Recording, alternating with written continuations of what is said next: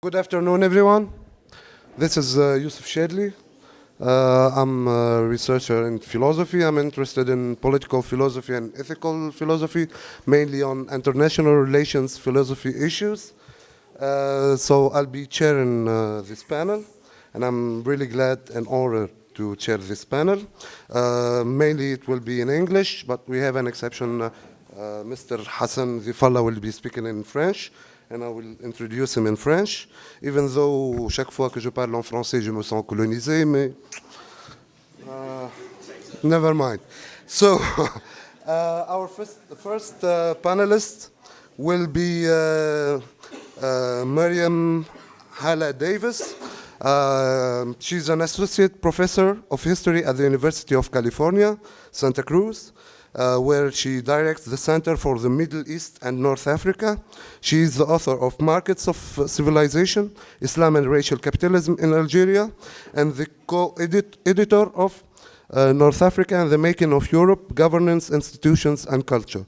Previously, she has been a fellow at the European University Institute in Florence and the IM ERA in Marseille.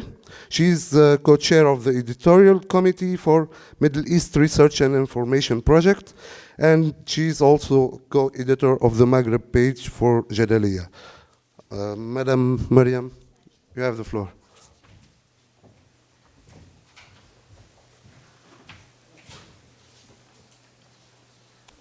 أنا أشكر كل المنظمين للمؤتمر وسعيد جدا بتواجدي معكم في هذا اليوم في سوس.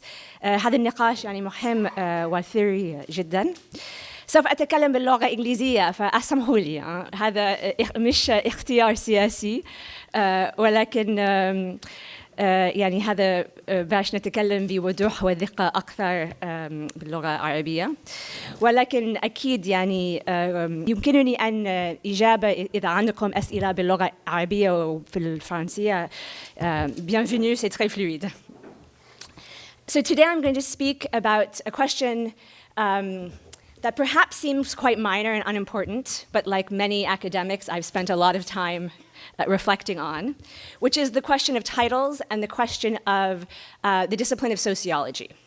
And we've heard a lot about different fanons today. Fanon, which fanon do we pick? Is it the African fanon, the Algerian fanon, the Martinique fanon, the poet, the psychologist, the mujahid? And so I'm going to add another fanon into this cast of characters, which is Fanon, the sociologist. And I'm glad that this question of titles has already come up, so the path is a bit prepared for me. Of the three books written by Fanon in his lifetime, L'Enseigne de la Révolution algérienne is the most anchored in the daily realities of the Algerian struggle. Fanon set out to show how a new society had been born during armed struggle, and he writes, "It is true that that independence produces the spiritual and material conditions for the refashioning of man. But it is also the inner transformation, mutation, the renewal of social and family structures that impose with the rigor of the law the emergence of the nation and the flourishing of its sovereignty." So we've already spoken a little bit today. It came up that this was not necessarily his title, or that there was a discussion around titles of his book. Fanon had sent an outline of the book to Maspero in 1959, and he proposed L'Enseigne de la Révolution algérienne as a working title. Maspero responded, and he was concerned about the political risks of this title coming out in France. He said, "Are you firmly decided on this title?" And he explained his hesitation by the fact that such a precise title would seem to be the quickest way to invite seizure. We shouldn't also forget that Maspero was publishing these works under a great deal of censorship and personal risk in France. And so Maspero proposed a title, The Birth of a Nation. Fanon understood Maspero's concerns, but he wrote that he preferred a different title, The Reality of a Nation. So this was not a nation that was being born, it was a nation that existed. And for Fanon, it was vital to underline this actually existing formation. That was not something that was aspirational, but that he had tracked and studied up close. So, another afterlife of this book. When Maspero published a new version of the book in 1968, he did so under a different title, and maybe a title that you've seen it published under, Sociologie d'une révolution, Sociology of a Revolution. This was also the title for the first Arabic translation that came out in 1970, and this remains the Arabic title for the first Syrian translation. It wasn't the first time that Maspero changed the title of Fanon's work. Black Skin, White Mask was also something he had come up with. Fanon's initial title was Essay for the Disalienation of the Black Man. So Maspero's subsequent framing of the book as a work of sociology invites a number of questions. How do we explain this new disciplinary home, or the appearance of the sociological Fanon? How does this reflect the ways in which Fanon's work influenced intellectual debates, particularly in North Africa? So why sociology, and why in Algeria after 1962? And lastly, a question that I think all of us have been grappling with in different ways: how do we understand the relationship between the social and the psychoanalytic or the psychological? So my interest is thinking about how sociologists appropriated Fanon's work in Algeria in the 1960s and 1970s.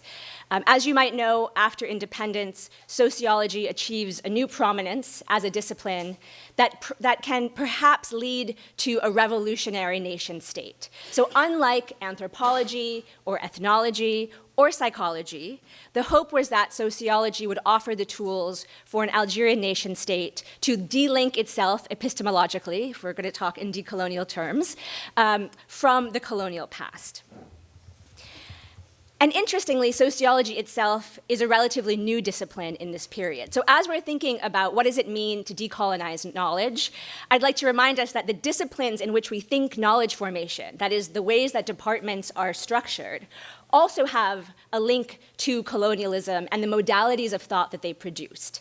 And so the question after independence was how to rethink the structures of knowledge themselves.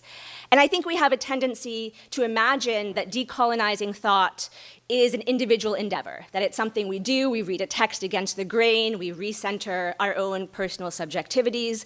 And here I'll mention that as a South Asian, English is also a colonial language for myself. So just to remind everybody that English in certain parts of the world was also a colonial language. But instead of always thinking this through the individual, as the last panel reminded us, Fanon was very interested in structures. So the question is not only decolonizing thought with yourself in a text, but also what does it mean on a structural, institutional level that can actually give rise to epistemologies that bring us to a new arrival point after colonialism.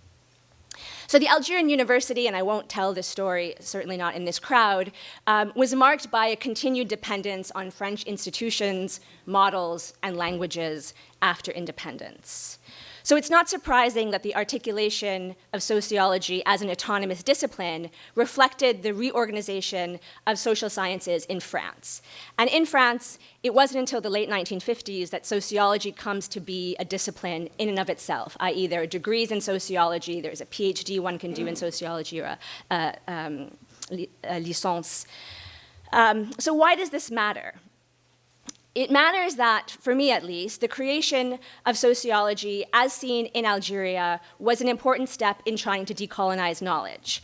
Many scholars, as well as government officials, understood the crystallization of this field of knowledge and its divorce from ethnography and anthropology as an important moment in the decolonization of knowledge, and Fanon plays a big role in this moment, which is what I'm interested in. Fanon writes about ethnology, well, maybe I'll skip over this part.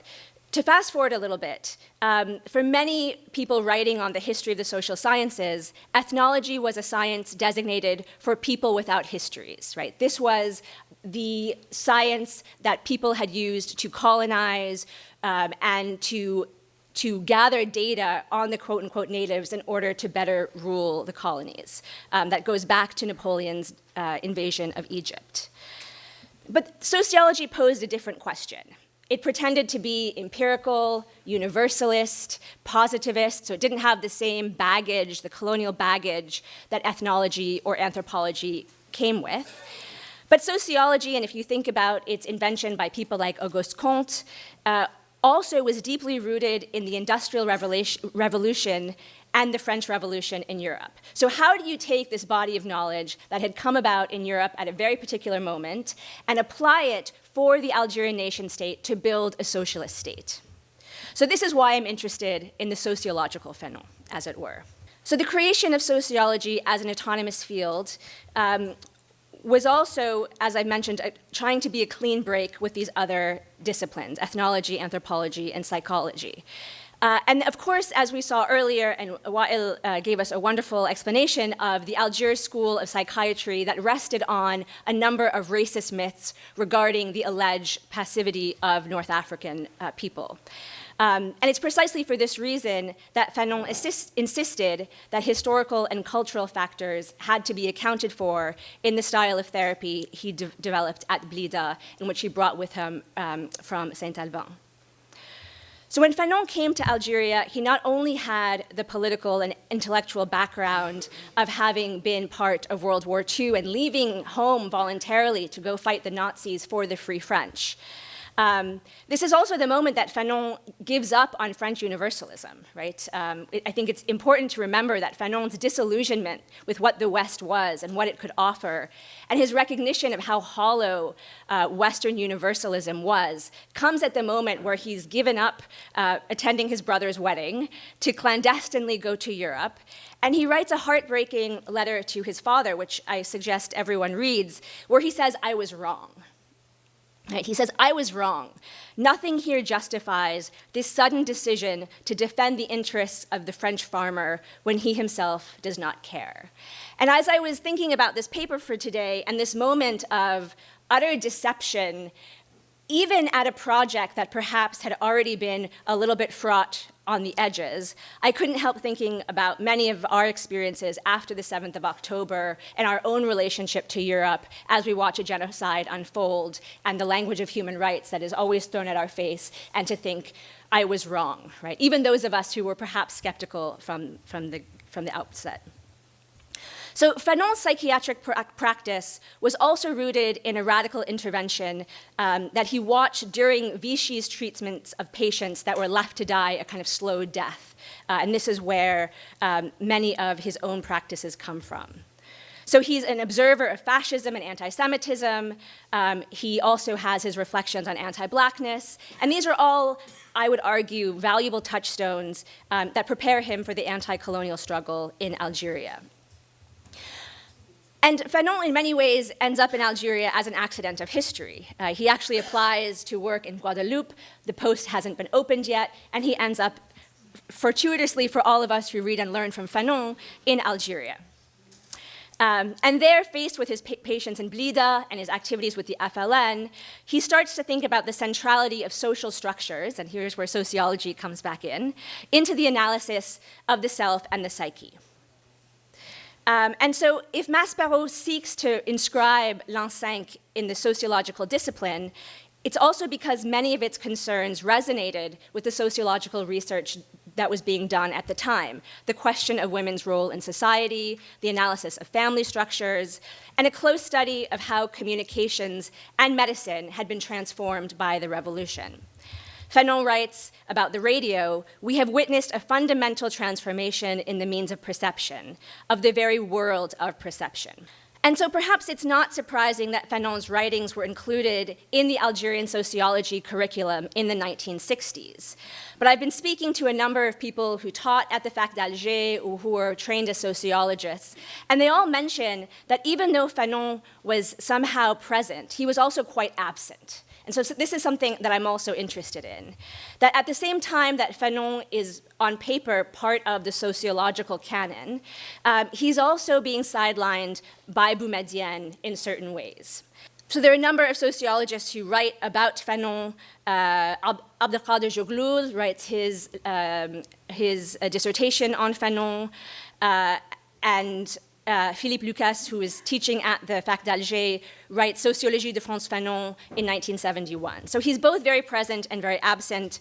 And there's perhaps a parenthesis here regarding Bourdieu's own role in sociology, but I will skip over that.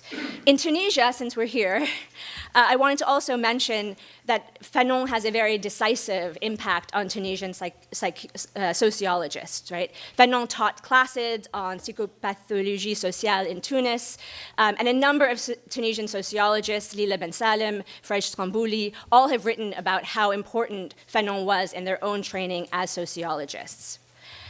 There's also remarkable work on Tunisian sociology published in 1986 by Tahar Labib, علم الاجتماع في تونس التدريس نصاً وروحاً, where he documents the ways in which sociology students in Tunisia read Fanon, and he shows that he was also quite marginal to the discipline, even if he was present. So the heart of the discipline, as Tahar Labib documents it, remained Samir Amin, Marx, Ibn Khaldun, and Max Weber, and Fanon, again, is somehow at the margins of all this.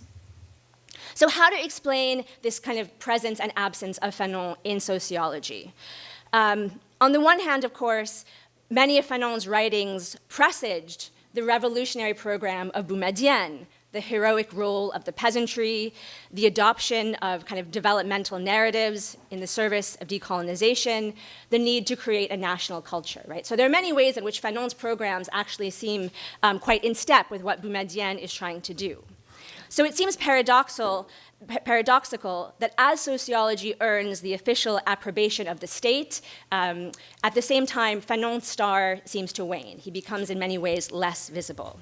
There's a number of people who testify to this reality. The Algerian psychologist Idriss Taranti writes of the silencing of Fanon. Haleh Sharqi also writes about this in her biography.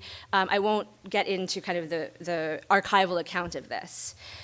One way of making sense of this is that as Boumediene is trying to construct a modern developmentalist state, he's also interested in the Arab and Islamic identity as a benchmark for Algerian nationalism. And here Fanon fits in a kind of more awkward way with the nationalist project.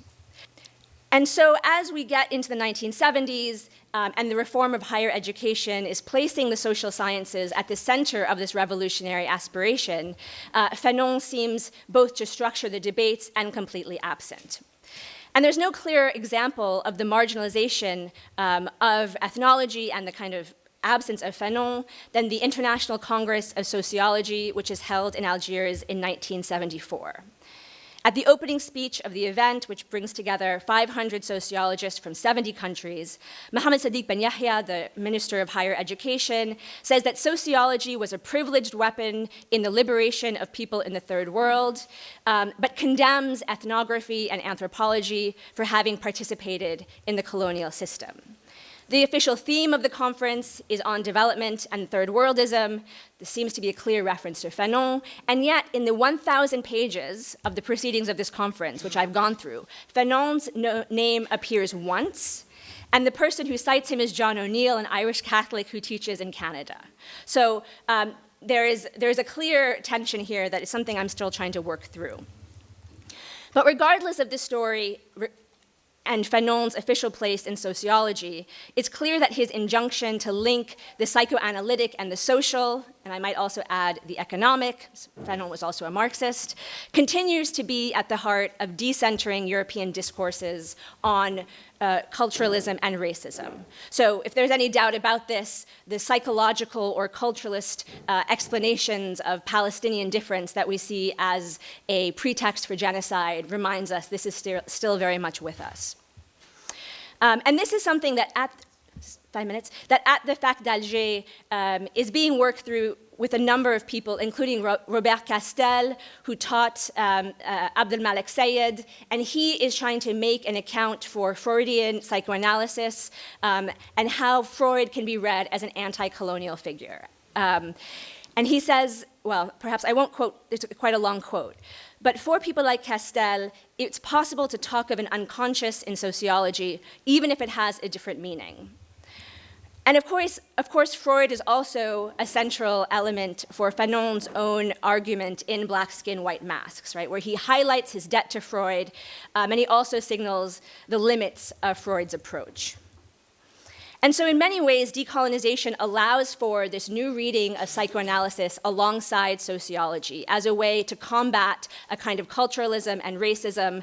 And Fanon is very much interested not only in Freud, but also in Lacan.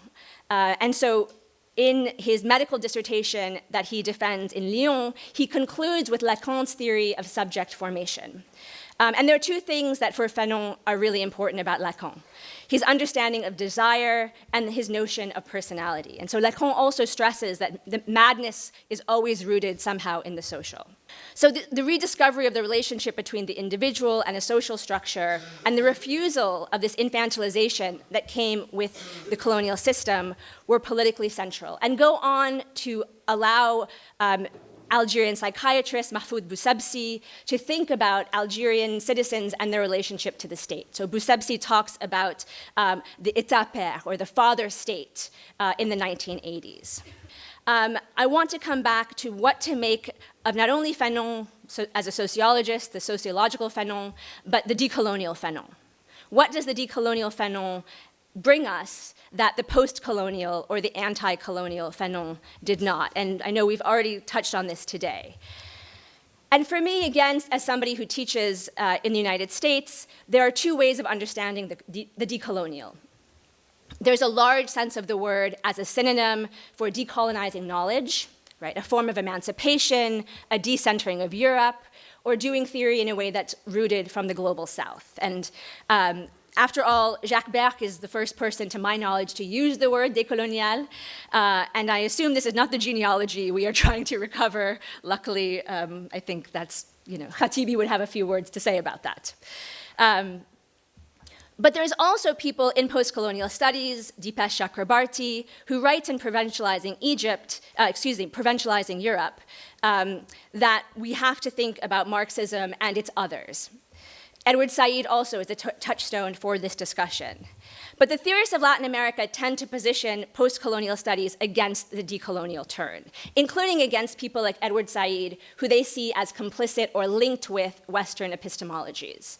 So we're at we have an open question here in terms of our own ability to reinvest the word decolonial with meanings and to not simply say what was decolonial in Latin America can be imported into the Maghreb or into South Asia.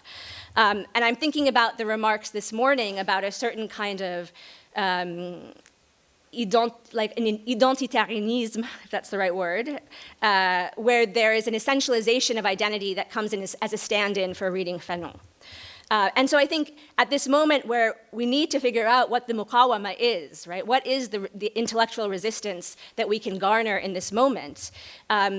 Thinking about Fanon and thinking about the decolonial in broader terms that are not positioned against the post-colonial as a form of mimicry, and that also allows space for people like Mahdi Amel or Samir Amin, who for the decolonial school are seen as kind of Marxists that are also complicit in Eurocentrism because Marxism was a Eurocentric apparatus, right? This we know. So I think it's a really important moment to think about, if the master's tools will never take down the master's house, who are the masters? And what tools do we have? Because Fanon himself was deeply indebted to Marx, Lacan, Sartre, Freud, but he was also desperately seeking something different, right? He desperately wanted a delinking that he himself was not able to ever really fully articulate in terms that had to do with either Arabophone or kind of Islamic references. That couldn't be his project, right, given his intellectual formation. So I end with a kind of provocation, which is that the sociological Fanon, I think, invites us to ask questions about economic and political structures in a way that both is nourished by psychoanalysis, but also invites us to think in more structural terms, especially given the necessity of this political moment, which is grave. Thank you.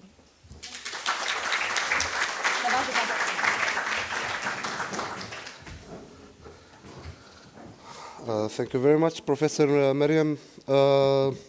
Now, with our second panelist, Madam Mariana Teixeira, who is an assistant researcher at the Practical Philosophy Research Group of the CFUL, well, that's Center of Philosophy at the University of Lisboa. So she is also an associate researcher at the Brazilian Center for Analysis and Planning at Sao Paulo, and managing editor of the journal Dissonância, critical theory journal.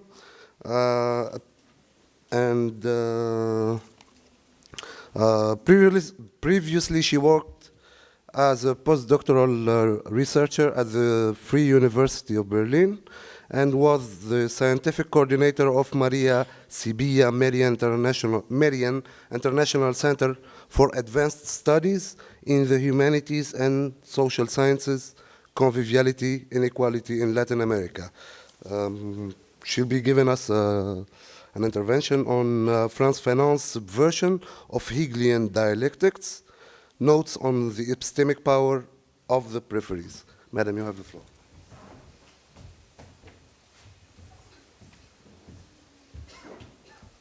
Thank you very much for the introduction. Can you hear me? All right? Yeah. Okay, so first thing, I'd like to apologize for speaking in English. It's not a colonial language for me as a Brazilian, but it certainly is an imperial language, imperialist, so I'm sorry for that. I'd like to thank very much the organizers of the conference, Wahel, Maisa, and everyone that makes the conference possible. I'm very, very honored and happy to be here. Today I will talk about Frantz Fanon's subversion of Hegelian dialectics. So we're going now to the philosopher, Fanon the philosopher, notes on the epistemic power of the peripheries. And I'll begin by stating that I am relying here in a broad notion of periphery, which can be co-determined in an important way by territorial localizations, but does not correspond necessarily to geographical regions, and much less to nation states, but take into consideration relations of power, material and immaterial resources, hegemony, and so on. So the central idea here that I want to explore is that hegemonic theoretical and philosophical approaches undergo transformations that can acquire a distinctively critical character once they are reinterpreted from the viewpoint of the periphery, or better said, the peripheries in plural. Evidently, a number of authors have pondered over this issue, and let me focus here very briefly on the theoretical approaches of two literature scholars, the Palestinian-American Edward Said and the Brazilian Roberto Schwartz, who, although different in many respects, have a common concern, what Said calls traveling theories and Schwartz calls misplaced ideas. I'll start with Said. In a 1983 essay titled Traveling Theory, Said puts into question how the theory of reification, which was formulated by the Hungarian Marxist Georg Lukács in the 1920s Budapest during intense political turmoil and revolutionary action, was appropriated in different social contexts, such as Paris and Cambridge after the Second World War, where Lukács' theory of reification was appropriated by Lucien Goldman and Raymond Williams, respectively. According to Said, the critical spark of the reification theory would have been lost and decisively domesticated in these new contexts.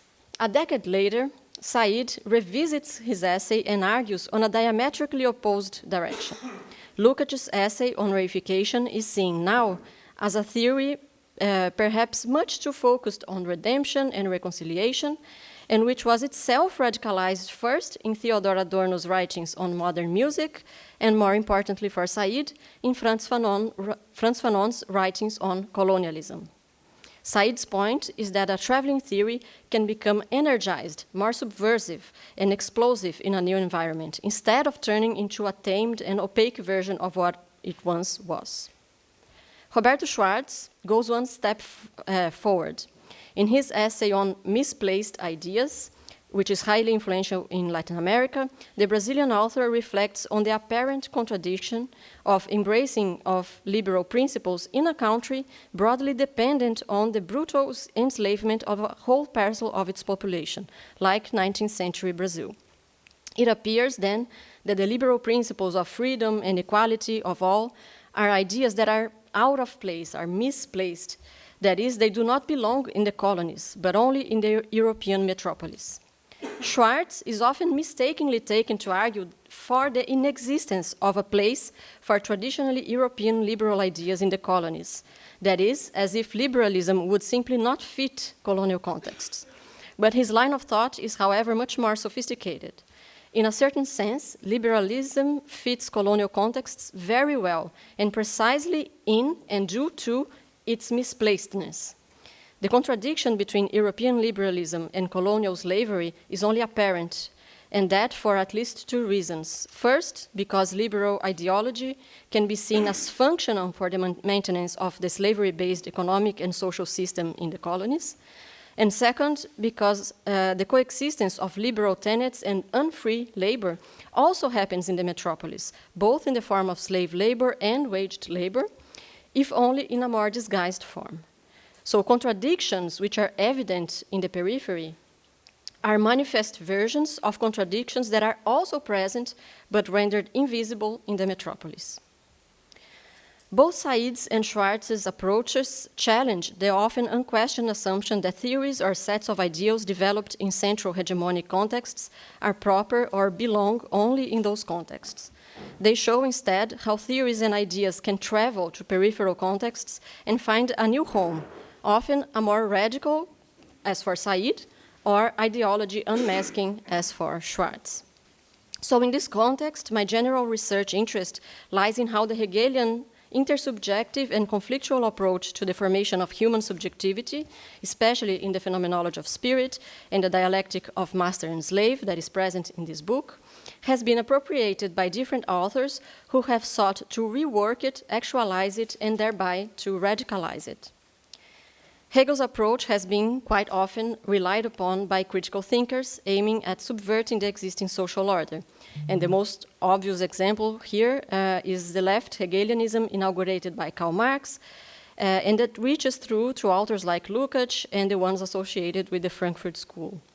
But thinkers broadly located in the fields of feminism, such as Simone de Beauvoir, Judith Butler, and Jessica Benjamin, and post- or decolonial studies such as Frantz Fanon and W.E.B. Du Bois, have also relied upon a reshaped Hegelian dialectics, in particular the dialectics between master and slave, to formulate their own approaches to both social domination and potential resistance to it.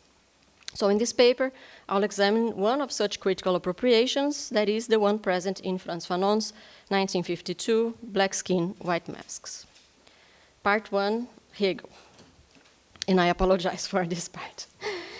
I'll present in a very schematic manner the development of the famous master-slave passage in the Phenomenology of Spirit, a book in which Hegel walks us through the experience of consciousness in its path towards absolute knowledge.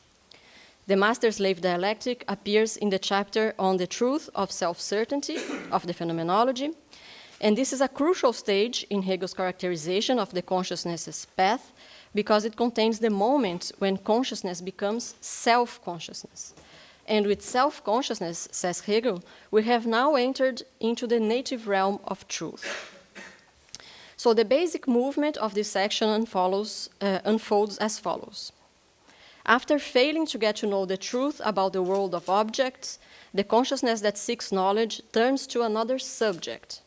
One self-consciousness encounters another self-consciousness and cannot regard it as a mere object, an object for the gratification of its desires, because the other self-consciousness is also an independent being. It's not an object, but also another desiring subject.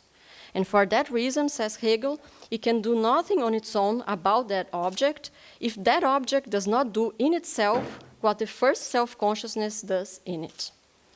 So that, I quote again, they recognize themselves as mutually recognizing each other. This gives rise to Hegel's theory of recognition that has also been appropriated in many different directions. However, this is not how each self-consciousness immediately experienced this. So Hegel is arguing for formation of human subjectivity that is deeply intersubjective, that depends on the recognition of others. However, this is not a process that happens without conflict. This is not like two subjects meet and then there's friendship and love and everything is fine. No, they do not experience this immediately as recognition.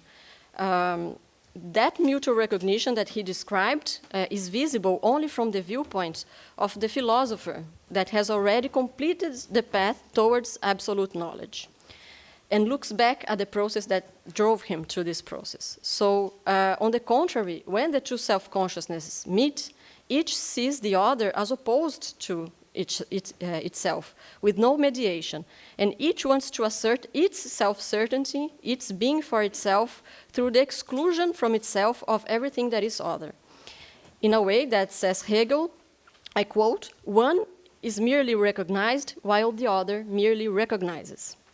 So each self-consciousness exists for the other as an unessential object and not as a subject. So the subject meets another subject and tries to turn it into an object because it cannot stand the fact that there are other independent subjects as well.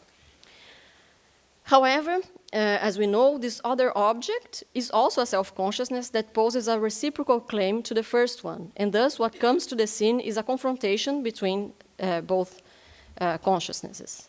In this confrontation, each one seeks to present itself as independent, and conversely, each at the same time wants to negate the independence of the other.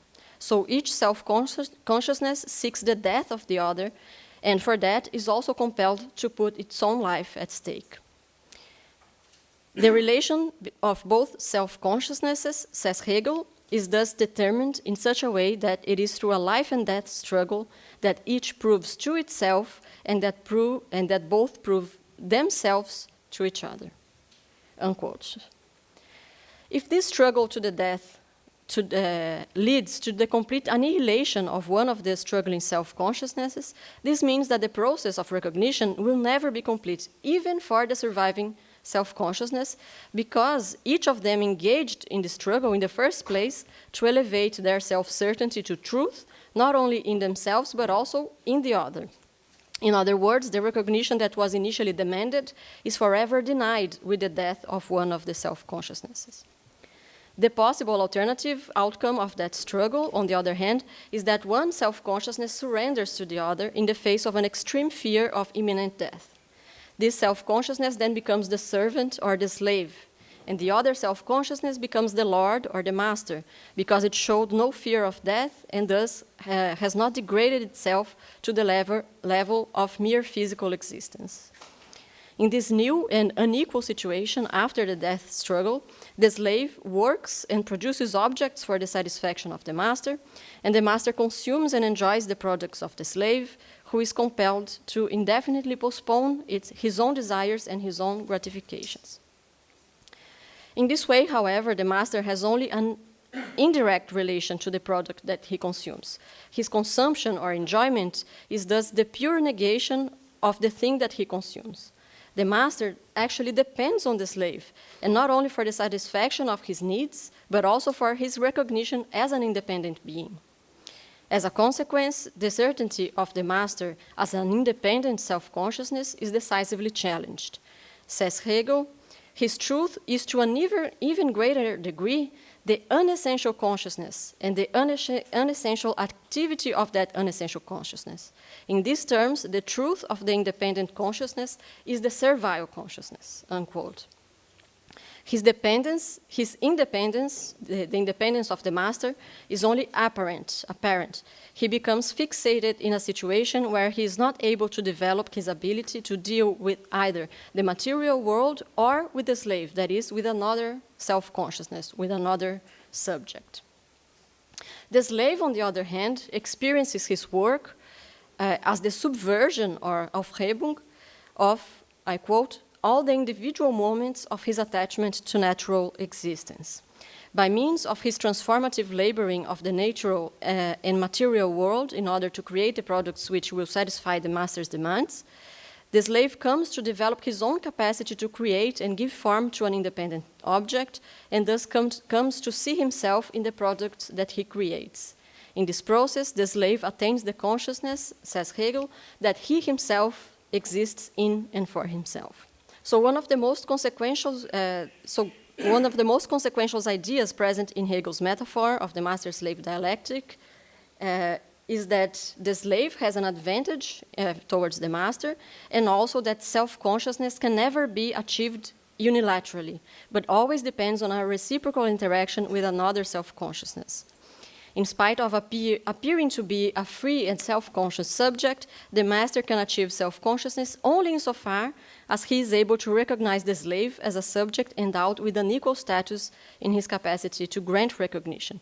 What is the value of being recognized by someone that I do not recognize as capable of giving recognition?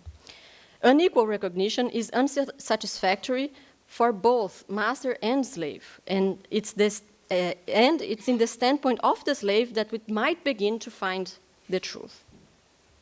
Part 2, Frantz Fanon. So I would like now to examine a couple of aspects of Fanon's appropriation of Hegel's dialectic of master and slave, focusing on the transformations that this philosophical figure has undergone after having traveled to and being misplaced in a subaltern or colonized standpoint. In Black Skin, White Masks, Fanon alludes in several passages to the conflictual and intersubjective model of human subjectivity formation present in the phenomenology of spirit. He addresses Hegel's approach directly and explicitly in the last section of the book titled The Black Man and Hegel. Fanon agrees with Hegel that each self-consciousness is seeking absoluteness. Moreover, Fanon says that, I quote Fanon, only struggle and the risk it implies can make human reality in itself for itself, which means object and subject at the same time, come true. This risk means that I go beyond life toward a supreme ideal, which is the transformation of subjective certainty of my own worth into a universally valid objective truth, unquote.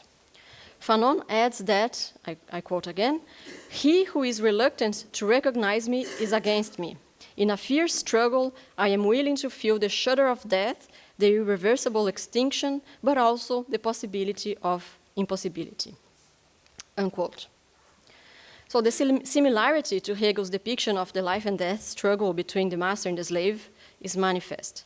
However, if one is tempted to think that he simply maps the Hegelian dialectic of master and slave onto the relation between the white farmer master and the black farmer slave, Fanon makes it very clear that there is not an analogy, but rather a contrast between the slave and the black man, the Hegelian slave and the black man that he is analyzing, which transforms the Hegelian dialectic in a specific and in a decisive way. The black man does not relate to the white man as the slave relates to the master, and this for at least two reasons for Fanon. The first reason is that for Fanon there hasn't been a death struggle for recognition between the white master and the black slave. And of course we know that in Black Skin, White Masks, Fanon is talking about Martinique and the Antillean French black man that has been already freed. It's not a colonial in the traditional or formal sense. So that's what he's talking about here. There hasn't been a struggle.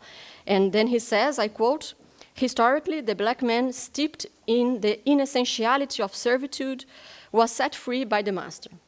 He did not fight for his freedom. The black man is a slave who was allowed to assume a master's attitude.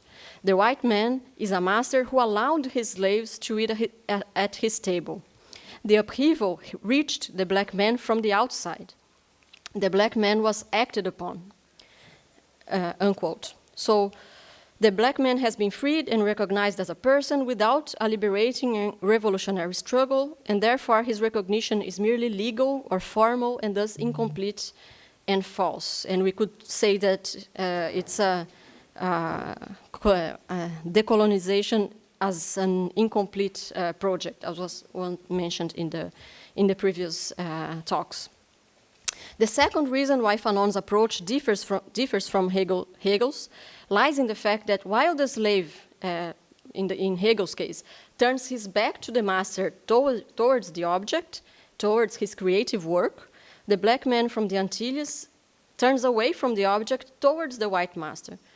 So according to Fanon, I quote, the slave here can in no way be equated with the slave who loses himself in the object and finds the source of his liberation in work. This is also a critique of the Marxist interpretations of Hegel that says that work will liberate the proletariat and every situation of domination. So I'll start again this quotation. The slave here can in no way be equated with the slave who loses himself in the object and finds the source of his liberation in work. The black slave wants to be like his master. Therefore, he is less independent than the Hegelian slave. Fanon states that the black man wants to be recognized, for sure, but he wants to be recognized not as black, but rather as white. Now, taking into consideration the approaches of Edward Said and Roberto Schwartz that outlined in the beginning, we can ask ourselves, what are the consequences of these transformations that Hegel's metaphor undergoes by traveling to and being misplaced in the periphery, or better put, in this specific periphery of the colonial subject? Okay. So first point, by claiming that the formal recognition of the black man as a person is false because it has not been achieved through struggle, Fanon implies that only through struggle will the black man achieve real recognition. This is something that is not explored in detail in Black Skin, White Mask, but is of course something that will be developed in other works, like The Wretched of the Earth. Fanon attributes to social struggle a positive and emancipatory twist in comparison to Hegel's approach, where the struggle is what posits the relation of domination between master and slave in the first place. For Fanon, on the contrary, the power asymmetry is prior to the struggle that can lead to real reciprocal recognition. Fanon emphasizes the black man's desire for this struggle in different passages of Black Skin, White Masks, such as when he states that his situation is unbearable for the black man because, unsure whether the white man considers him as consciousness in itself for itself, I quote, the former slave wants his humanity to be challenged. He is looking for a fight. He wants a brawl, unquote.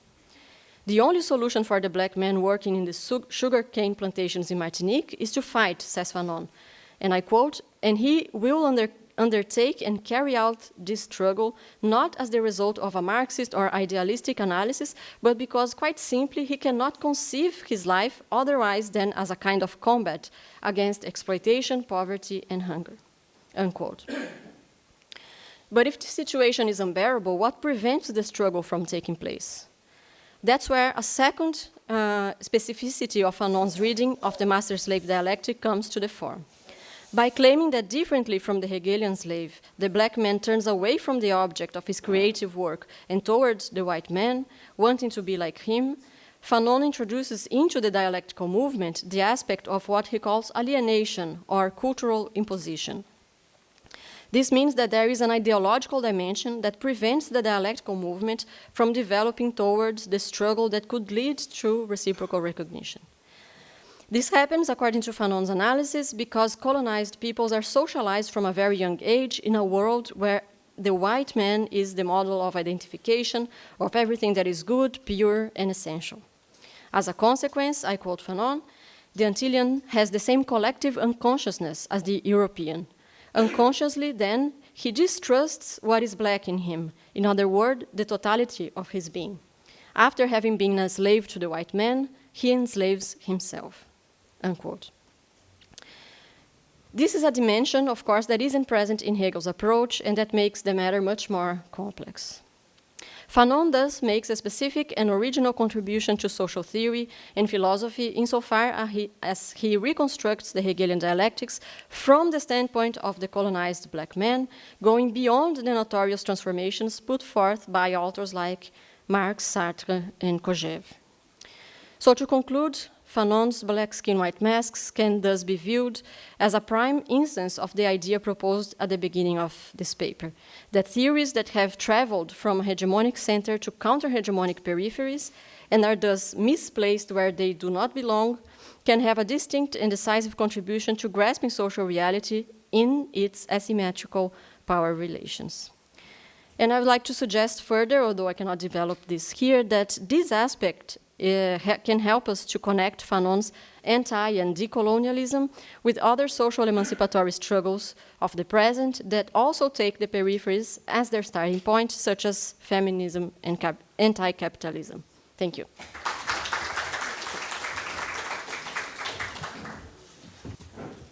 Thank you, madam. That was quite heavy.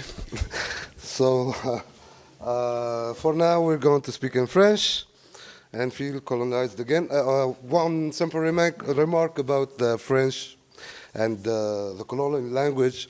In fact, it's a matter of choice for me. If we choose to learn a language, whatever it is, even if it's an imperialist or a colonial language, if we have chosen that, then we have no problem. But when it comes to French, for me at least, or for us North Africans, we never chose to learn French. So we speak it just because of our colonial history. Donc maintenant, avec Monsieur Hassan Dhifallah, qui est un doctorant en droit public et un enseignant universitaire à la Faculté du droit de Sfax. Il est aussi membre du laboratoire d'IERM à la Faculté des sciences juridiques et il travaille sur le concept de l'état d'exception. Son intervention va porter sur la violence pure du paysan fanonien aujourd'hui. À vous, monsieur.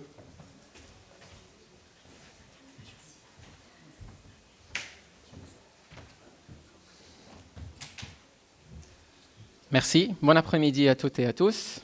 J'espère que vous n'êtes pas fatigués.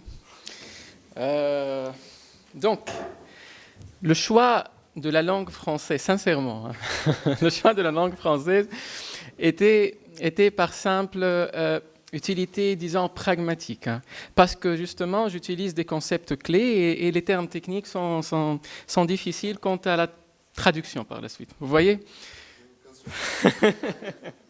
Donc, merci pour cette conférence, cette belle conférence, et merci pour l'opportunité qui m'a été offerte. Donc, mon intervention aujourd'hui va porter sur une figure spécifique dans les écrits de Fanon, une figure qui est le paysan, ou encore appelé par Fanon les masses rurales. Donc, je vais m'intéresser à la violence pure du paysan fanonien aujourd'hui. Donc, dans un article publié en 2019 et intitulé Radical Dialectics in Benjamin and Fanon on Recognition and Rupture, Anisha Sankar a relevé le rapprochement entre Walter Benjamin, le philosophe allemand, et Frantz Fanon en ce qui concerne la violence divine ou encore appelée la violence pure. C'est le même constat qu'a fait d'ailleurs Yves Michaud dans son fascicule portant sur la violence. Donc, la violence est étymologiquement issue du latin violentia et le verbe violare qui renvoie au verbe transgresser ou traiter avec violence. Violentia et violare sont tous les deux rattachés au mot vice, qui renvoie à l'emploi de la force physique. La violence présuppose l'existence d'une force et d'un pouvoir visant intentionnellement la contrainte. Mais, faites attention, la polysémie générale de la notion de violence appelle la prudence. Je ne vais pas m'attarder trop là-dessus, c'est un débat qui transcende notre cadre, c'est un débat riche, c'est un débat philosophique, mais je tiens à préciser que la violence n'est pas le pouvoir, et là je me réfère à Hannah Arendt par exemple, la violence n'est pas la force. Et là, je m'abrite derrière Julien Freund et l'essence du politique. Il a distingué entre une armée bien disciplinée et organisée qui était l'illustration parfaite de la force, alors qu'une masse soulevée et tumultueuse était l'illustration parfaite de la violence. Donc, comme vous voyez, la définition de la violence échappe à toute rigueur. Et encore, la définition de la violence obéit toujours à un cadre normatif et à des valeurs. Vous voyez ? Donc, je me contenterai d'une définition fonctionnelle, pragmatique. Donc, je me contenterai de dire que la violence, c'est l'acte conscient et négatif consistant à contraindre et détruire un autre. Bon, quoi qu'on parle aujourd'hui d'une violence positive. Par exemple, dans les écrits de Byung-Chul Han, donc, il faut bien y jeter un coup d'œil. Bref, donc, Walter Benjamin, c'est un philosophe allemand. Il a consacré un article exposant sa théorie de la violence. Il s'agit d'un article publié en 1921 dans l'archive des sciences sociales et des politiques sociales intitulé Critique of Violence. Dans cet article, il distingue entre la violence mythique la violence divine ou encore appelée la violence pure. La première se rapporte à la création et la préservation du droit, alors que la deuxième, c'est une libération totale du droit. Il écrit, je cite, « Si la violence mythique est légiférante, la violence divine est destructrice. Si la première pose des limites, la seconde les détruit sans limite. » Dans Les damnés de la terre, Frantz Fanon s'est aussi référé à la notion de violence pure. Il écrit dans un sillage benjaminien que l'intermédiaire du pouvoir, c'est-à-dire gendarme et police du colonisateur, utilise un langage de pure violence. Ou encore, et c'est ce qui m'intéresse, dans un autre endroit, il parle d'une brutalité pure et d'une violence pure propre à l'opprimé et particulièrement propre à la figure du paysan. Vous voyez ? Donc, je me limiterai à analyser le deuxième type de violence vu son importance à la libération du colonisé. Donc, je m'intéresserai premièrement à la figure du paysan, deuxièmement à sa violence pure et révolutionnaire, pour m'intéresser dans un troisième temps à sa métamorphose actuelle. Donc, si vous avez bien compris, je vais m'intéresser premièrement au pourquoi de la figure, deuxièmement au pourquoi de la violence pure, c'est-à-dire les raisons de la violence pure, et troisièmement à l'actualité de la figure paysanne. Vous voyez ? Donc, premièrement, pourquoi le paysan ? J'ai préféré ici faire un va-et-vient entre la figure paysanne de Fanon et une autre figure chère au juriste allemand Carl Schmitt, qui est le partisan tellurique. Schmitt distingue entre deux types de partisans, le partisan tellurique qui se rapporte toujours à la défense d'un territoire et le partisan révolutionnaire qui cherche à répandre une idée ou une idéologie. Donc j'ai fait ce va-et-vient parce que aussi bien le paysan de Fanon que le partisan tellurique de Schmitt ont en commun plusieurs caractéristiques. Premièrement, l'irrégularité. L'irrégularité tient au fait que le partisan tellurique ou encore le paysan de Fanon n'est pas rattaché à l'armée d'un État régulier, bien sûr. Il ne constitue pas un ennemi pur et dur. D'autant plus que le droit international classique de la guerre ne pouvait se représenter l'ennemi autrement que conventionnel, sinon il était hors la loi.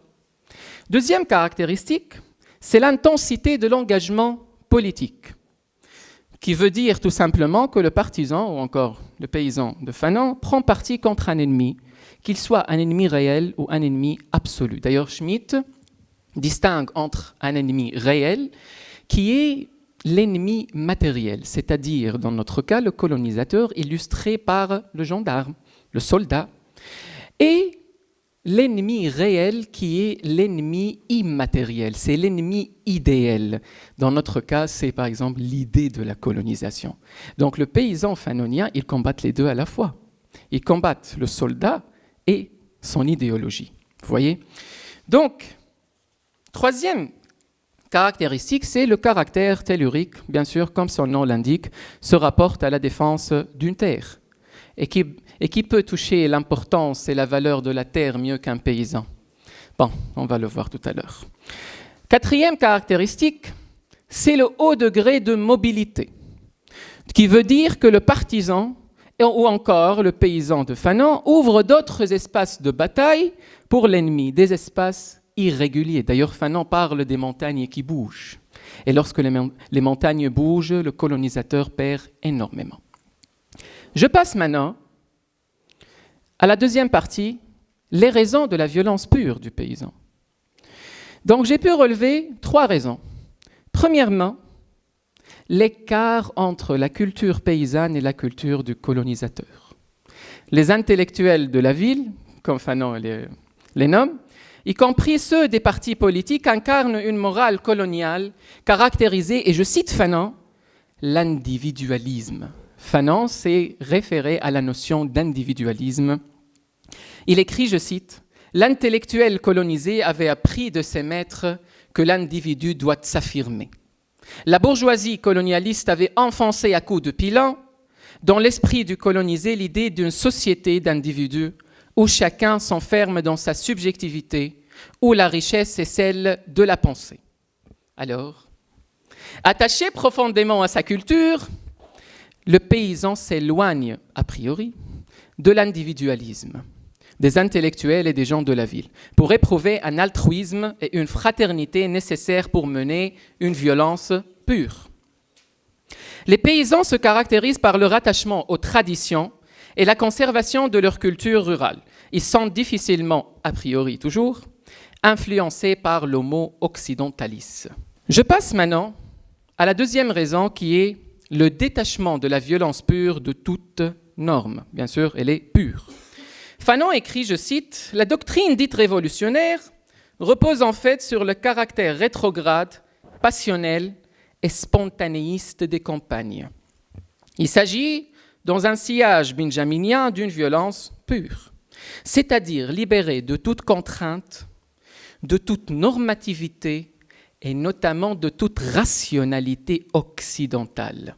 Il s'agit, au terme d'Edward Said, d'une force purificatrice, a cleansing force. Donc l'attachement du paysan à la terre crée la radicalité, mais aussi et surtout l'écart éprouvé par rapport à l'industrialisation et l'aliénation urbaine. Les forces colonisatrices exercent une violence pure à laquelle le paysan doit répondre de façon brutale et aussi pure.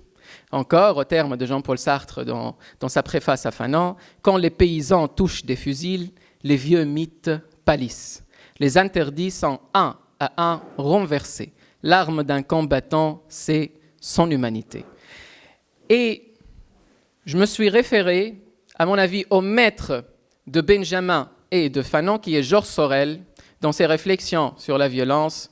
Je cite, c'est un beau paragraphe, « La violence apparaît pure et simple, et aucune place n'est réservée aux sociologues, aux gens à la mode, il utilise fashionable people, qui sont favorables aux réformes sociales et aux intellectuels qui ont saisi la profession de penser pour le prolétariat.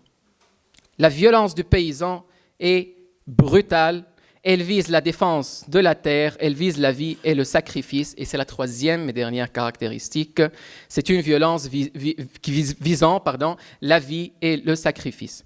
Fanon, et en parlant des masses rurales, écrit « C'est un peuple généreux, prêt au sacrifice, désireux de se donner ». Walter Benjamin a bien parlé du sacrifice en traitant de la violence pure. Il écrit, je cite, « La violence divine est un pouvoir pur sur toute vie pour le bien des vivants. Le premier exige des sacrifices, le second l'accepte. » Donc si dans la violence mythique, le sacrifice est toujours en faveur du droit, la violence divine et pure fait que le vivant se sacrifie pour la vie, ou encore au terme de Jacques Derrida, sacrifie la vie pour sauver le vivant en faveur du vivant. Donc, cette caractéristique a bien mené Mohamed Harbi, qui est un historien algérien et ancien membre du FLN, et d'ailleurs l'auteur de la postface à l'édition de 2002 des damnés de la terre, a parlé d'un messianisme paysan. Donc, si Walter Benjamin a traité d'un messianisme ouvrier par le biais de la violence pure, menant au véritable état d'exception dans sa thèse 8 de son concept d'histoire, c'est très intéressant, l'ouvrage, Fanon a traité d'un messianisme paysan contre le colonisateur et par le biais aussi d'une violence pure, révolutionnaire et radicale. Maintenant, on doit se demander dans quelle mesure peut-on continuer à appliquer la théorie de la violence pure aux paysans d'aujourd'hui. Voilà. Donc je passe à la troisième et dernière partie, la figure du paysan aujourd'hui.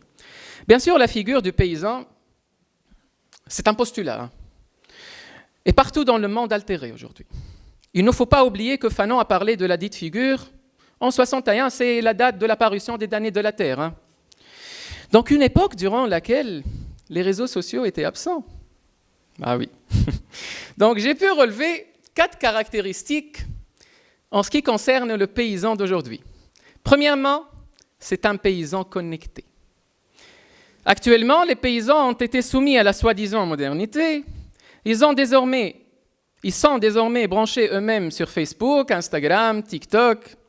Ils ont abandonné la terre, les fleurs et les graines pour se focaliser sur leur smartphone et absorber la culture occidentale répandue. Nous attestons aujourd'hui même à des créateurs de contenu paysans. Oui. Donc, j'ai bien mené une petite enquête. J'ai parlé à 6 paysans. C'était vraiment un échange riche, intéressant, mais aussi anecdotique en quelque sorte. Donc, je partage mes observations. 4 paysans sur 5, entre 25 ans et 30 ans, connaissent les trends qui s'actualisent chaque jour. Ils connaissent par exemple le trend de Kiki. Vous vous souvenez le trend de Kiki de Drake? Oui. Et 2 sur 5 m'ont informé qu'ils ont des comptes Tinder. Donc, bien sûr, je m'abrite derrière Réveil-Loose pour dire que ces applications de rencontres ne sont que l'illustration de la consommation capitaliste, mais tellement généralisée qu'elle est appliquée aujourd'hui sur des êtres humains. Un paysan âgé de plus de 50 ans a bien vendu une partie de ses terres pour pouvoir parer aux dépenses d'études de son fils, architecte urbain à Tunis. Tous ces jeunes paysans ont exprimé leur souhait de vivre en ville et qu'ils ne travaillent la terre que pour gagner de l'argent pour leurs cigarettes et éventuellement pour la harga. Ah oui. Le rattachement à la terre est alors absent de l'esprit de ces jeunes paysans. Leur représentation de la ville se base sur l'attractivité de la modernité et de l'industrialisation, mais surtout de la dégradation de la terre. Étant donné que la violence pure du paysan se base primo sur le rattachement à la terre et secondo sur l'absence de la culture occidentale individualiste, les paysans d'aujourd'hui, partout dans le monde, n'éprouvent plus le dit rattachement. Bien au contraire, ils éprouvent un mépris au travail de la terre. Ils incarnent une culture occidentalisée en poursuivant les mêmes désirs de la masse urbaine qui incarne d'ores et déjà la culture occidentale. Un smartphone, des voyages à l'étranger, des voitures luxueuses ou encore, et il m'a dit ça, un boulot en costume. Vous voyez ? Deuxième caractéristique, c'est un paysan hyper mécanisé. Encore, je me demande, comment pouvons-nous appliquer la théorie de violence pure à des paysans qui n'entretiennent plus un rapport direct à la terre? Il faut mentionner que la mécanisation de l'agriculture a bien joué le rôle d'intermédiaire entre l'homme et la terre. Il y a de ce fait une grande différence, à mon avis, entre labourer le sol à l'aide d'un tracteur et le labourer à l'aide d'une pioche. Si dans le premier cas, le paysan n'est qu'aliéné par la machine, dans le deuxième cas, le paysan est en plein contact à la terre par sa sueur, son énergie, ses émotions. Vous voyez ? Donc il faut dire que la délégation du travail à la machine mène à une lente dépossession de la terre. Ainsi, et contrairement à ce qu'écrit Fanon auparavant, les paysans d'aujourd'hui sont loin d'être près de la terre et font corps avec elle. Troisième caractéristique, c'est un paysan hiérarchisé. Bien sûr, dans un milieu rural, il y a toujours une hiérarchie entre les patrons des terres et les simples laboureurs. Aussi bien les patrons que les simples laboureurs ne voient malheureusement la terre que comme source de revenus. D'autant plus que les patrons ont toujours un contact direct à la ville, puisqu'ils sont les fournisseurs des produits alimentaires de base. Ou encore, et c'est un autre phénomène, dans la plupart des cas, ils habitent un milieu urbain et la terre ne représente qu'un projet économique. Les laboureurs, bien sûr, ne cherchent que leur pain journalier en dehors de toute émotion spéciale au sol. Ils ne cherchent que ces 10 dinars de la journée.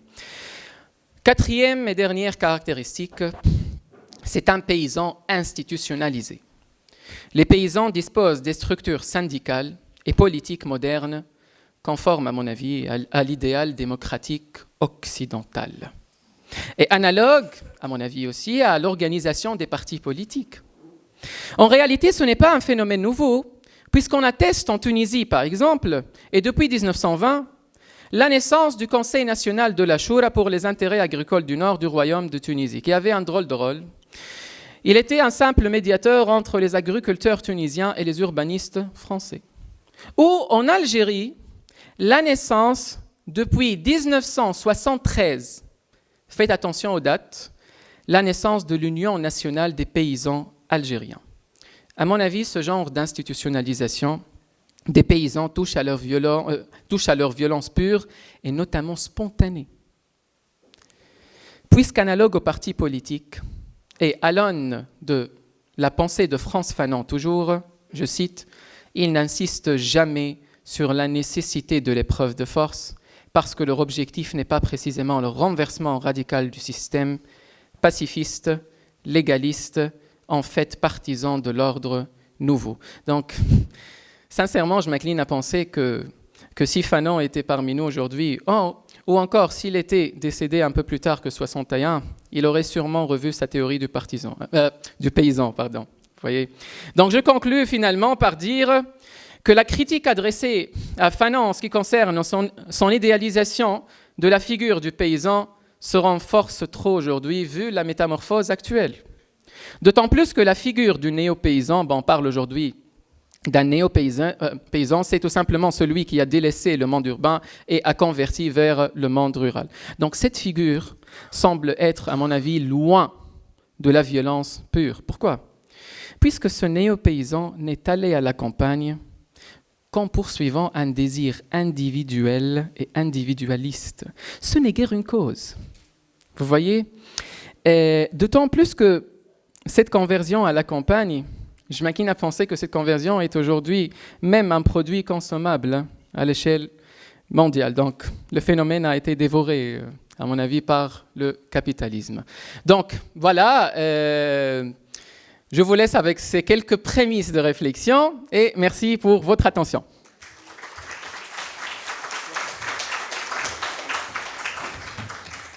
Merci beaucoup, Hassan, pour cette intervention. C'était très intéressant, même si en français. I'll switch back to English now. Now we have Mr. Denis Ecklov, who's an artist and a member of the collective Decolonial Language. His intervention will be on Fanon is everywhere, on the fence, in the reading group, at the protest. What does this loudness say? The floor is yours, Mr. Denis.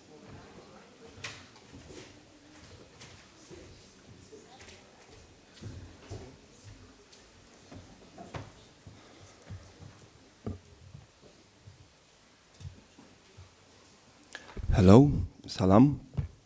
I want to switch on one video on background and then make a talk. So, what I have with common with Fanon, I come with a lot of questions to Fanon because that colonialism that I met, Soviet one and the Russian one, kind of a hidden one, because Soviet Empire was officially on their facades anti-imperialist.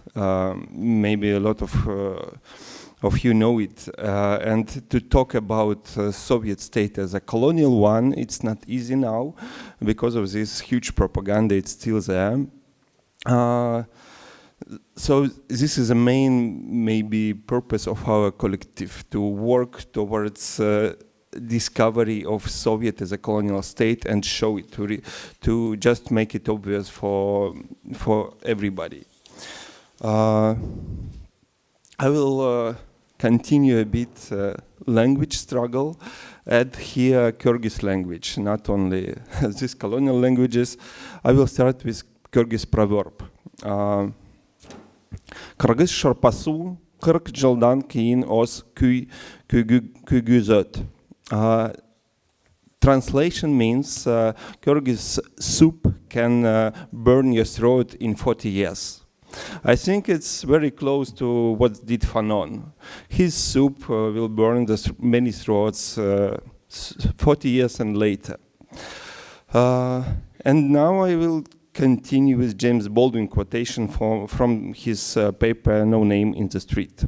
All the Western nations are caught in a lie, the lie in their pretend humanism. This means that their history has no moral justification or that the West has no moral authority. I hope I don't need to introduce James Baldwin here. It's very famous activist, writer who fought for black rights in USA for long period, for long time. And then go to our, oh, you see it. This is a Berlin Alexanderplatz. It's very interesting space because Alexanderplatz was built after the Second World War. This area was totally destroyed, and the Soviets, it was a Soviet area in Berlin, built this square in very Soviet type. It's a huge space for parades, for propaganda. There is a transport tram line, several even. There is a huge rail station, and behind this fence, French construction site. On French money, private French capital raising up one more skyscraper on Berlin Alexanderplatz. This fence is painted by artist who was paid to paint beautiful art on fence. And this fence have a curator who are inviting artists, and they're doing this Instagrammable, if I can say this word, art. So there is a bear, some animals, very beautiful. Total apolitical, just paid murals to make this city beautiful, or maybe just French money beautiful. But we as a collective add there some bubbles with quotations of Fanon and many other decolonial and post-colonial theoreticians, scholars, you know, just to steal this beautiful art and show something important, to make a book out of this beautiful art. And I will give you more context about this situation. A person walking into a square in Berlin in 2025 and uttering the word decoloniality find themselves in the following political landscape. German clubs in Sylt or Fulda singing the song Deutschland den Deutschen, Ausländer raus. That's mean foreigners out, Germany for Germans, 2025. Right-wing parties and politicians win European Parliament elections and succeed in the German elections too. And on Sunday, next German elections, and we will see who will succeed. And now they are also actively supported by the white supremacists in USA from Capitol Hill. An elderly woman, passing artists working on public square, who are putting these bubbles on the fence, demands only German words in the fence in Berlin and curses migrants. Berlin's mural artists who made these beautiful works demand conversations only in German and talk about the oppressions of native Germans by migrants and refugees. Nation-state Germany as well has corrupted right of speech and other human rights by Islamophobia and migrantophobia, and this is 2025. Nothing is new. And I want to continue with Gloria Anzaldúa quotations. She wrote it in 2015. She's a quite famous scholar who works on topic of frontier borders. Border art is becoming trendy in these neo-colonial times of art tourism and pop culture rip-offs. Of course, colonizing, commercializing, and consuming the art of ethnic people and of queer writers and artists is nothing new. However, our art is now being misappropriated by pop culture. Diversity is sold on TV, on billboards, on fashion lines, in department store windows, and yes, in airport corridors. And on the fences, of course. Nothing is new.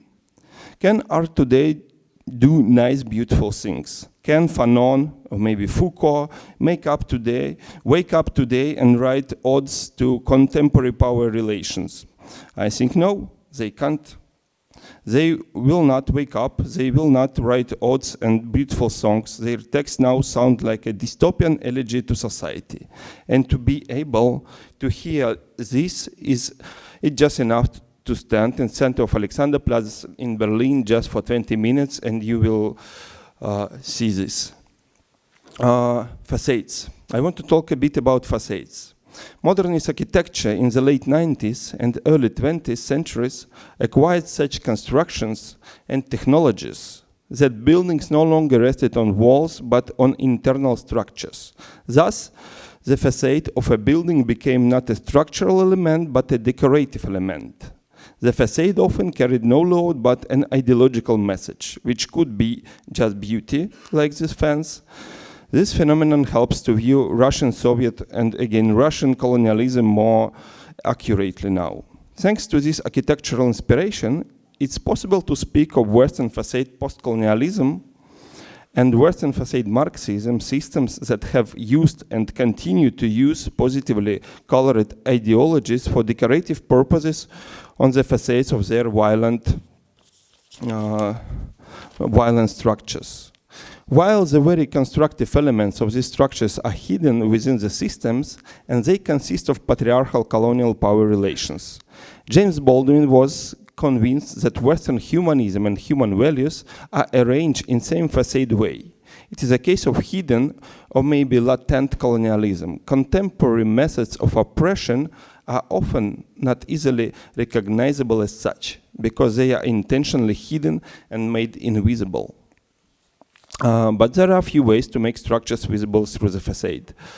Even before the system self-explodes under the pressure of destructive patriarchal colonial values and the danger of this sophisticated weapon of obscene structural values, these facades are many, and they are not subject of historical debates, but an actively used tool in the here and now.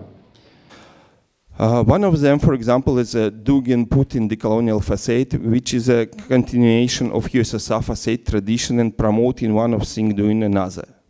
Peace is war, for example, in contemporary Russian political language.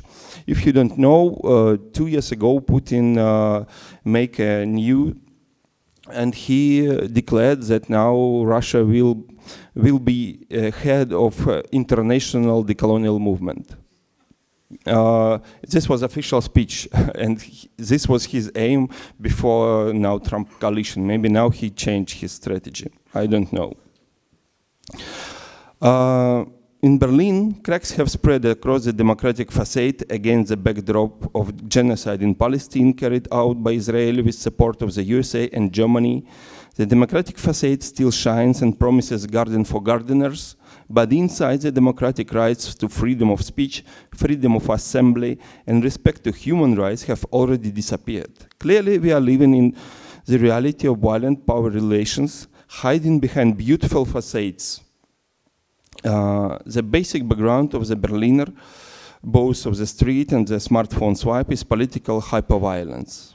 It was Josep Borrell, vice president of the European Commission and a member of Spanish Socialist Workers' Party, who said in 2022, "Europe is a garden. We have built a garden. Most of the rest of the world is a jungle.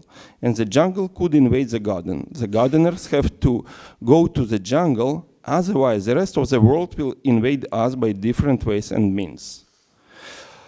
Absolutely migrantophobic, aggressive colonialist statement made 3 years ago. Fanon, Foucault, wake up. What have to be done in this world?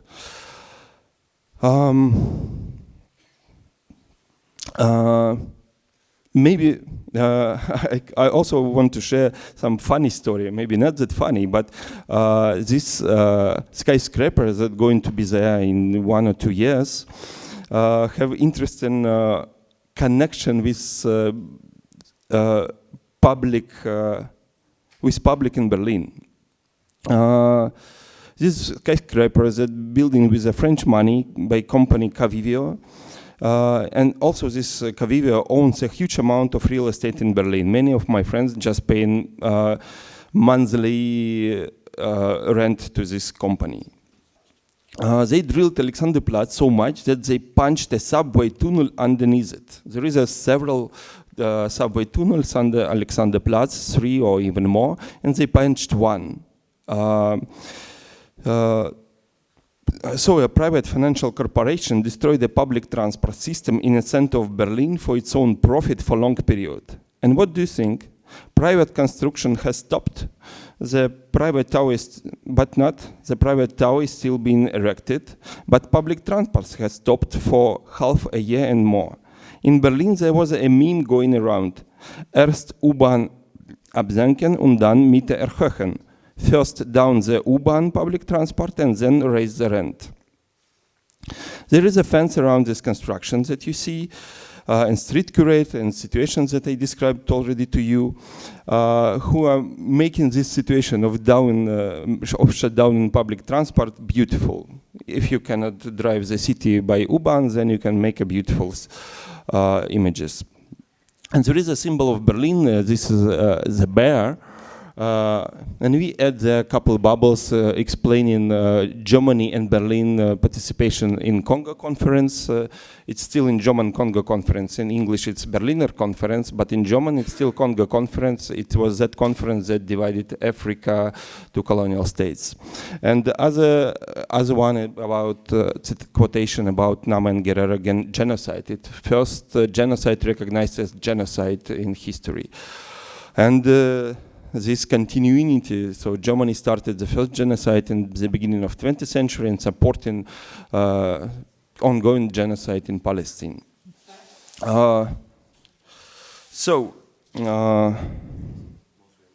Yes, I'm going to the end, actually. So what I want to say, the main idea about this metaphor of facade, that they're actually not the facade, not architecture anymore. This is the screens, and these screens show us special ideas. Many times we could consider as a propaganda, and we should, maybe we could be more smart and look under the facades to see the structure, because now it's became invisible. Now it's kind of not okay to show your power structure and put on your facade human rights and other values, but do still continue colonial relations under these facades. So as artists, we use Fanon because it looks like other ideas, other thoughts doesn't work proper, and the idea to imply to work on decolonial projects, because we are still in colonial, I think in colonial relations, but maybe even in a worse situation of national states, because then now we have not only colonized people, but people who was converted from colonized situation to migrants, and then have even less rights maybe now, because I don't know, now it's a long talk, but I think these migrants who have no rights anywhere and start to do art in Berlin are cursing for their migrant past and have no space and have no money. You know, if you want to apply for money to do your art, to support your community, and in your application going to be a word decoloniality, you will not get the money. And all communities and artists, and there is a lot in Berlin who are working decoloniality, are just learning how to talk about decoloniality and not to say decoloniality. That's all. Thank you for your attention.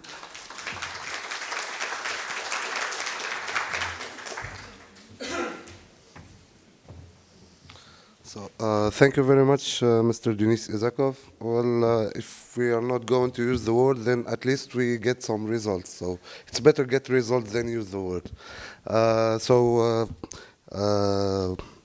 We have now our first discussant, and it's a part of the panel, Madam Lisa Ariemma, who's a PhD candidate at the University of Toronto, and a member of the Center for Criminology and Socio-Legal Studies.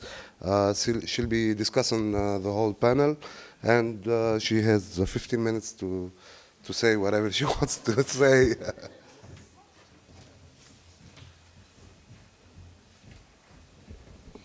Well, this is a tough job, because that was a very rich panel. Thank you to everybody for this. I've learned so much today, and I'm very happy to be here. And thank you to the organizers as well, and to all of you who said such diverse and interesting and profound things. So my job here is a bit challenging. I think Professor Mosbaz said earlier that it's exceptional to have a conference on Fanon. So I think that even though we don't want to use the word, or do we want to use the word, I'm not sure. Even just being here talking about this is sort of a part of the decolonization process, I would say. So decolonization seems to be one of the things, and another prefix is rehumanization, because we're talking about humanity, humanism, what it is, what it isn't, and I think that rehumanization is another process that's very important in this conversation. I'm thinking about the legacy, the idea of the legacy, and the before and the after. So one of the questions I'd like to kind of open up, and then I'm going to just have a few little questions regarding each of your talks, just to open up the conversation. A general question, which is, Fanon says that, how do we acknowledge memory? He talks about memory and being slaves of the past. So my question is, how do we acknowledge memory without becoming slaves of the past and this newer past? Because the past we're speaking of is different than the past that Fanon was speaking of. And we kind of need memory to ascertain this. So what I'm wondering is, what has changed and what has remained the same in Fanon's past and the past that we're in today? So this is something that maybe we can think about in the conversation. So when I was listening to these, and I should mention that I am not an expert on Fanon, so I'm coming in it as an outsider looking and listening to what is being said and discussed. And when I think about Muriel's conversation, and she talks about how Fanon saw this hollowness of the Western universalism in post-World War II, makes me think of what is the hollowness we're seeing today. I mean, we saw the meeting that took place last week in I can't remember which city in Europe, where nobody could get along about making certain decisions. So this hollowness seems to persist, and it's something that probably reflects this idea of the sort of the facade of what is really out there. So one of the things that you mentioned in your talk, Muriel, was the idea of sociology being universalist and positivist, or this idea that they wanted to get some kind of recognition as something sort of real. And it made me think about the fact that in the talks on Fanon, there is this tension between psychiatric treatment and political ideology, for example. So an absolute attempt not to become a secular kind of sectioned kind of thing, but something that is expanded. And I'm wondering if that kind of tension from a colonial perspective has persisted. And can this tension be shifted to the issue of what Dennis brought up, migration, where I really do see this. I'm working on an issue of mobility in the Mediterranean space in my PhD. And so the idea that the colonialism that we'd seen in the past has just been reshaped and retested when we look at the issue of migration. So what's the causal, I think the causal underpinnings of what was once colonialism that's been shifted to migration or mobility? Because I think it's not just migration, but mobility, because I have professionals and musicians and people who want to go and participate in an art conference or some art festival and they can't get there. So it's not just about migration or refugees, but also just general people moving. And the other thing that I was thinking of when you spoke was the idea of, as our friend Rajendra said, European humanism is dehuman, is a kind of dehumanization. But Fanon talks about humanism in this international dimension. So if we want to be universalist, how can we build this nation, this notion of nation, and the whole idea of a nation state is changing at this time. And it's been accompanied by this discovery and encouragement of universality. So he wants to make the dehumanized people become protagonists. So how close or far are we from this today? So those are two kinds of ideas. I don't know if we want to just answer, like take a turn or just go through all of them. Yeah? Okay. Okay. So Mariana, yours was a very not easy. I had to brush up on Hegel a little bit before, so that I knew a little bit more, remembered from my past studies. but very interesting. And when I was listening to you speak, two things came to mind. First of all, we talk about the paysan or the lumpen proletariat that Fanon talks about, okay? So who would they be today?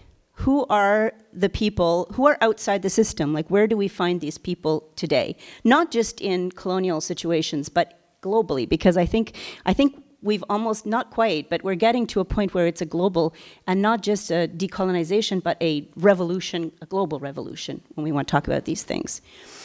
So who are these people today? And the other thing is, Fanon talks about the inter-African solidarity, okay? And he talks about a neutrality. Is it possible to be neutral? And in a way, having this sense of internationality negates the notion of otherness and the sort of the dichotomous nature of Hegel, the thesis, antithesis, and the other, and the otherness and the self. So the sort of this tension between this dichotomy and then this idea of a universality. And is it possible? I mean, I've worked as a volunteer at a border with people on the move. And for example, the Sub-Saharan Africans have a hard time with the North Africans when they're passing through because of the experience that they have. So how do we, I mean, my friend from Mali calls them les Arabes. Everybody, Algeria, he was in Algeria, he was in Tunisia, he was in Libya, but it's all les Arabes and his experience. So that's another issue that came to mind when I was listening to your talk. And then Hassan,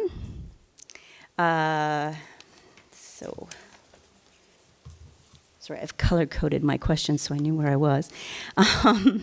So when we talk about a space and colonialism and the system of violence opposed through violence, I'm thinking about how we define it. How are we defining violence? And obviously you talked about the etymology and how it goes, the sort of specific one is physical, but there are other kinds of violences. We know psychological violence and so on.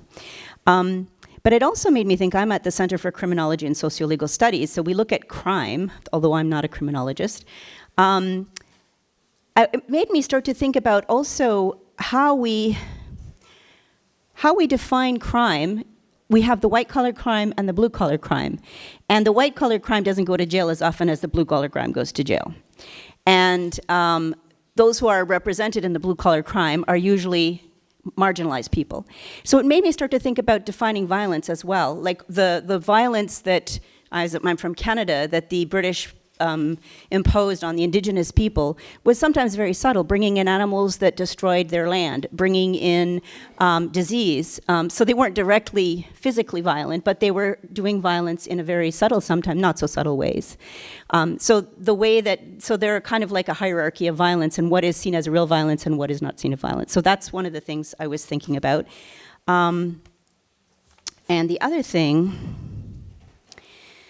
Fanon talks about the shock that a colonizer needs to kind of be aware of the humanity of the colonized. So I'm wondering, how do we carry out that shock? Who is creating that shock? How do we do the shock?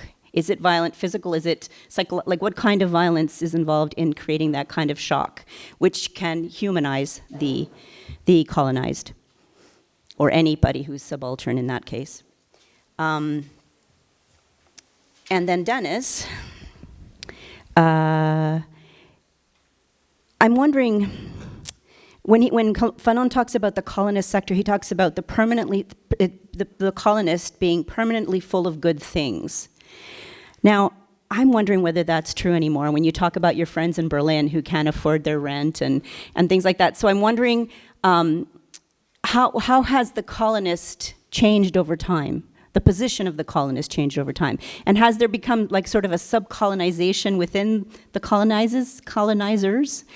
And the other thing, in North America or in Canada, we talk a lot about, of course, the situation of Indigenous people in Canada. And one of the things that non-Indigenous people are working on is how to become an ally. I could never be an Indigenous person, but I can be an ally. And what does it mean to be an ally?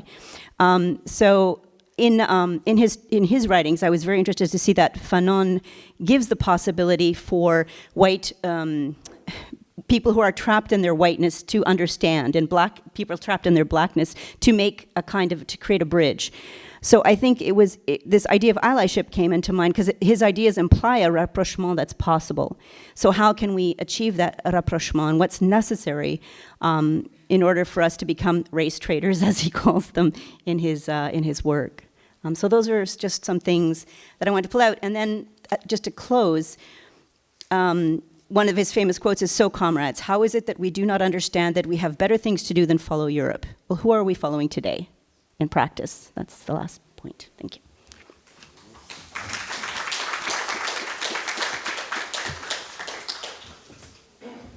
So,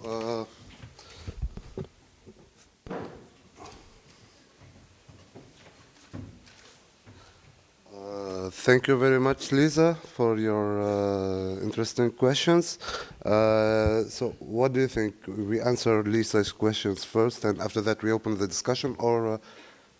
Since it's late, maybe we could just go ahead. Okay, so they can, anyone who wants to ask anything in English, in French, in Arabic, it's, in any language. So, Mr., you can come in. And Madam, you can come here to, so you can speak.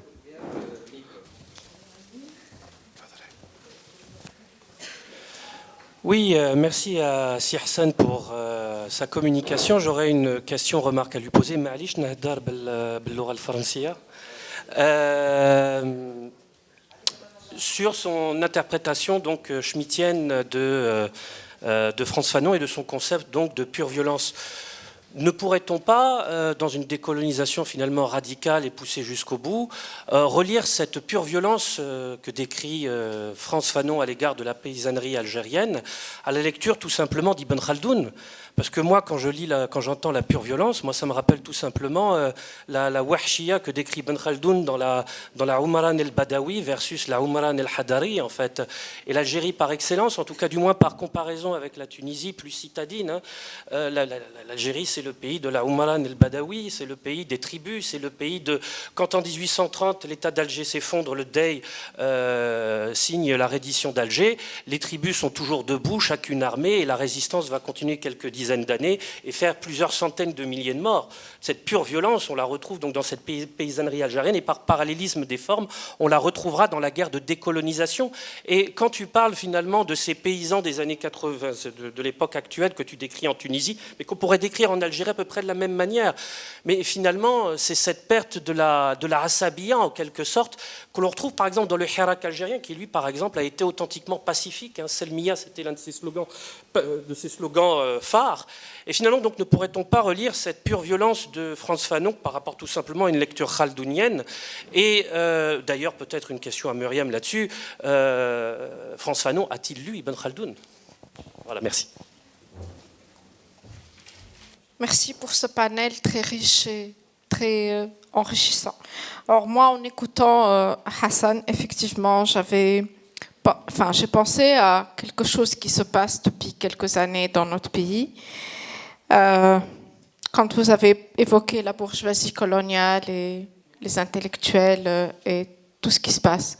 Alors moi, j'ai pensé tout simplement à nos jeunes tunisiens, essentiellement médecins, qui se tuent pour préparer des concours de vérification de connaissances pour se faire accepter au nord anciens colonisateurs. 1.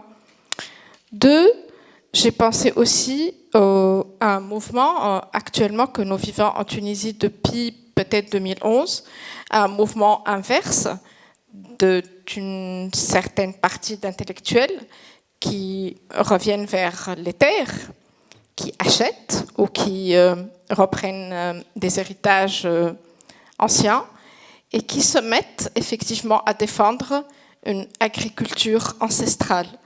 Comment on peut placer ça selon les caractéristiques que vous avez décrites, que je trouve assez important. Voilà, merci.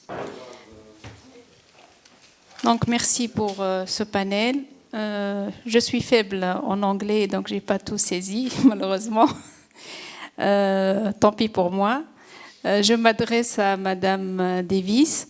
En fait, vous avez parlé de la décolonisation et nous avons accueilli à la Faculté des lettres de Sousse un grand sociologue algérien. Et il a évoqué la décolonisation de la sociologie en Algérie qui s'est traduite plus par l'arabisation. Et lui, faisant partie des premiers maîtres de la sociologie, il trouvait ça très regrettable. Donc, pour moi, je pense que la sociologie, dans le tiers-monde, dans les pays anciennement colonisés, elle incarne en fait les valeurs de la colonisation dans la mesure où elle mettait en valeur le développement. Donc c'était le thème principal des sociologues et les sociologues tunisiens ou algériens se sentaient très, très importants dans leur pays parce qu'ils travaillent sur le développement.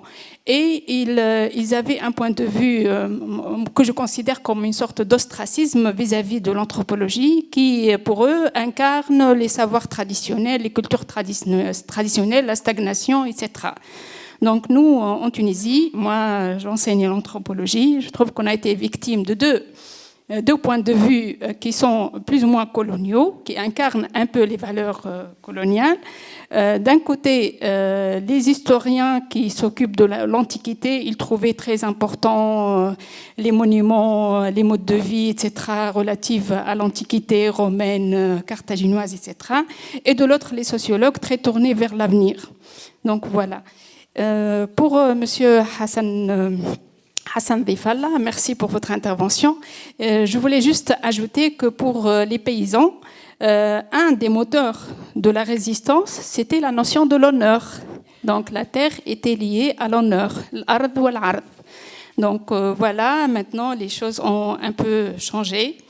Voilà, je vous remercie pour votre intervention. Good evening, everyone. My question will be in English. So I would like to first thank everyone for their contributions and their intriguing insights. My question goes to Dr. Davis.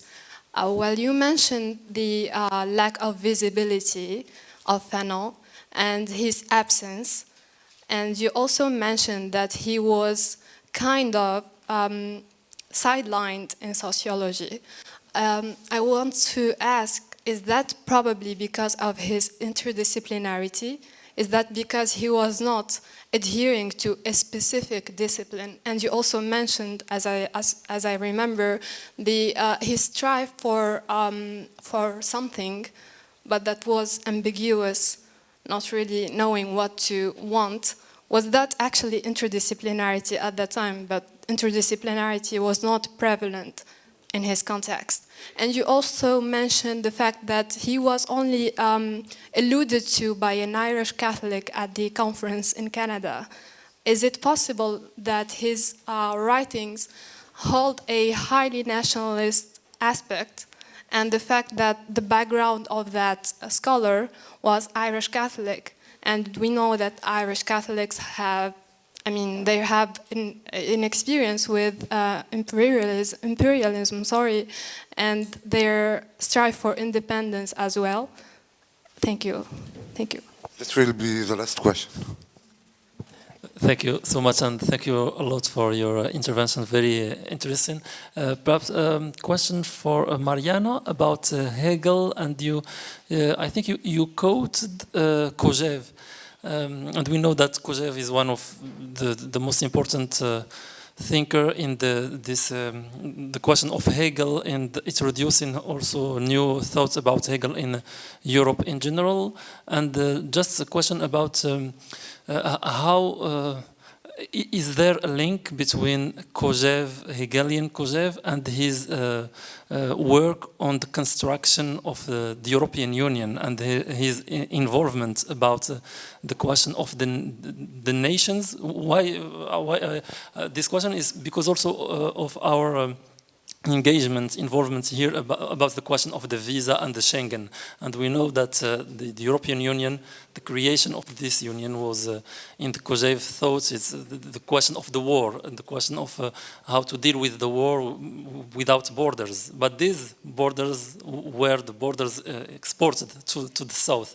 And I don't know if in this, it's not completely in link with your intervention, but if you have some insights on that. Et peut-être une dernière question pour peut-être Hassan, très brièvement, sur la question de la paysannerie. Je pense qu'il manque énormément de travaux anthropologiques sur la question de la paysannerie aujourd'hui. Est-ce qu'il n'est pas risqué de dire qu'il y a un désengagement du côté de la paysannerie au moment même où les organisations sont aussi dans l'ordre du désengagement? Parce que chez Fanon, la question paysanne était liée aussi à la question organisationnelle. Donc il y avait cette dialectique qui était très, très présente, ce qui n'est pas le cas aujourd'hui. Merci. So thank you everyone for your questions. I have a last question for you, Mariana. I've been working on this matter, but I want to know your opinion about it. Is a universalism possible? And How much time? Let's try to be as brief as we can. Go ahead. Okay, thank you. In total, we'll get 20 minutes. Max. The questions. I think your comments are very, they touch on very central topics of what I'm trying to do. And the first one was the question of who are the lumpen, or who are, in a sense, I could understand your question as who is the periphery today? We're talking about peripheries, but who are the peripheries, right? I think that's that is one of the main questions of today, but also the idea that we do not have to have a definite answer to that, and really grasp what the times are telling us. So there's no ultimate periphery and there's no ultimate oppressed category. So that is always dependent on concrete situations. Someone that is not a periphery, for example, in Brazil, I'm not considered periphery. Then I moved to Europe and I realized that I am a kind of periphery as well. And also I'm white, but I'm a woman. So being able to deal with this ambiguity of being sometimes periphery, sometimes center is crucial. And this, I think, can help us to build solidarity instead of putting us against each other. So we have to observe in each concrete question, who is the periphery? Perhaps just a little story. When I presented a paper about Fanon and periphery in a congress in Austria, so an Austrian professor was in the audience and he was really irritated about it, and he asked me kind of the same question, but in a very aggressive but who is the periphery? Everyone is the periphery today. And this idea that there's no perfect victim, there's no perfect oppressed class, so to speak. And quickly, the notion of neutrality and universality.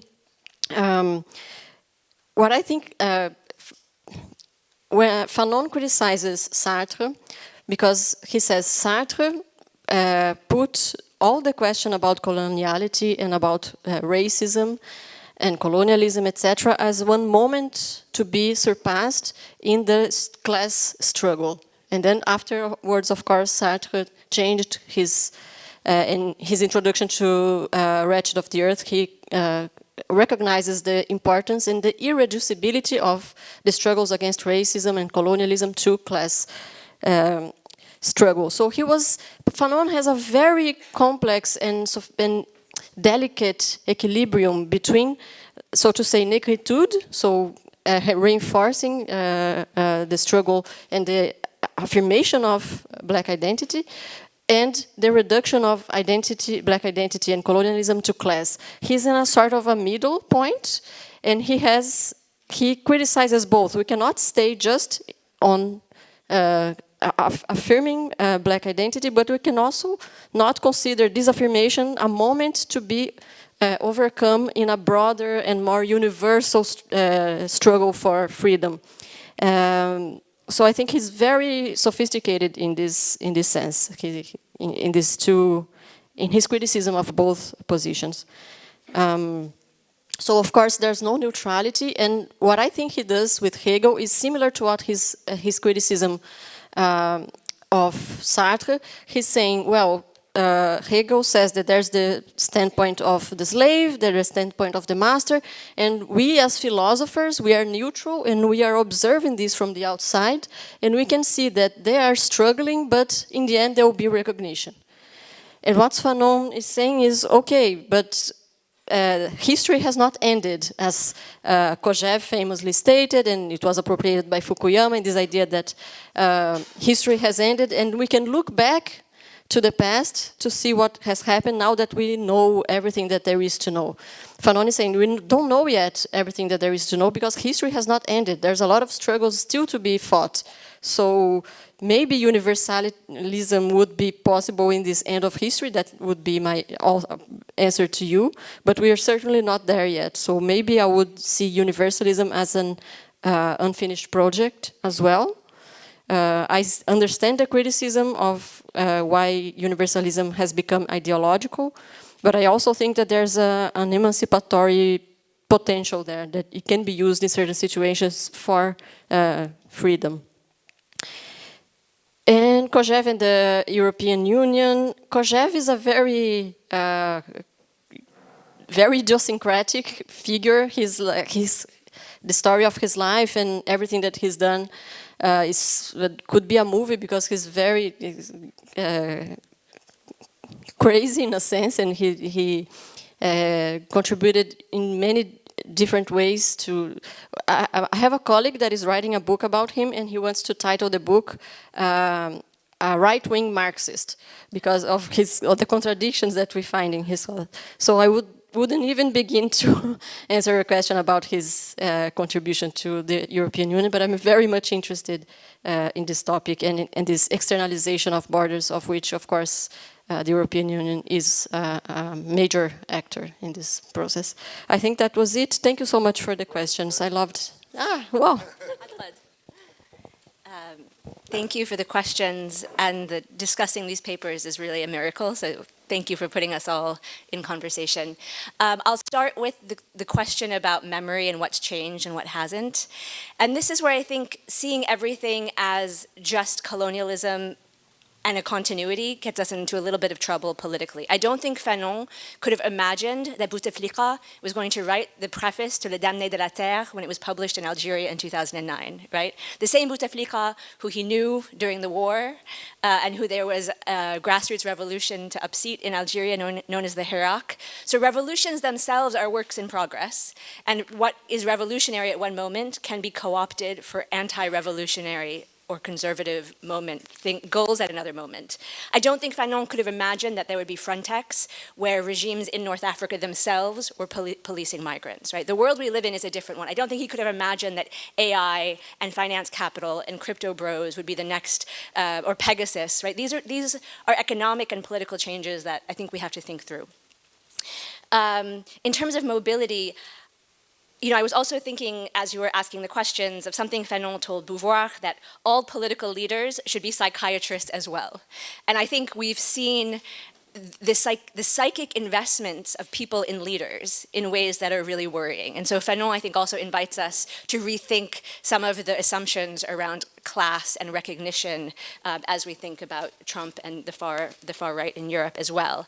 And the notion of mobility is also one of the dream of breaking out, right? Breaking out of the quartier or the Houma, but also breaking out of where colonialism has placed you. And as we see, I was on a campus last year that had encampments and also a labor strike for Palestine, and the way that spaces were being reinvested and mobility was being reinvented in solidarity with Palestine as we had the police descending on our students was quite something. And this brings me to the question of where is the periphery? And so should I assume that, as somebody who is in the heart of genocide, I work in the United States, that what my students do is unimportant, right? And my students are working class, first generation, many Mexican-American students, because they are the center. But at the same time, within the context of a genocide, what they do in the United States matters. And here is where some of the kind of Algerian Marxist critiques of Fanon weren't willing to give up on the European working class as an ally and as something that had to also be thought about in step with decolonization.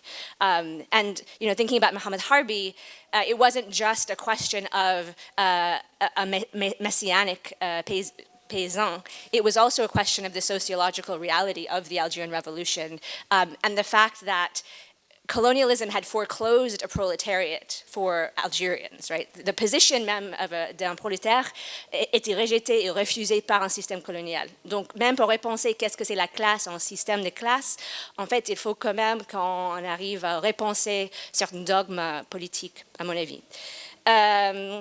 La question sur Ibn Khaldoun, merci M. Hansen.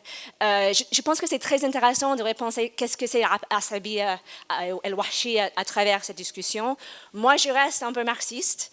Donc, pour moi, quand je lis Ibn Khaldoun, et je sais qu'il y avait beaucoup d'interprétations d'Ibn Khaldoun comme un penseur marxiste ou marxisant dans les années 60, et justement, le deuxième pôle de la tentative de décoloniser la sociologie était Ibn Khaldoun dans les années 60. Il y avait Fanon, Paul, internationaliste, révolutionnaire, et Ibn Khaldoun, c'est un sociologue interne et on peut le relire.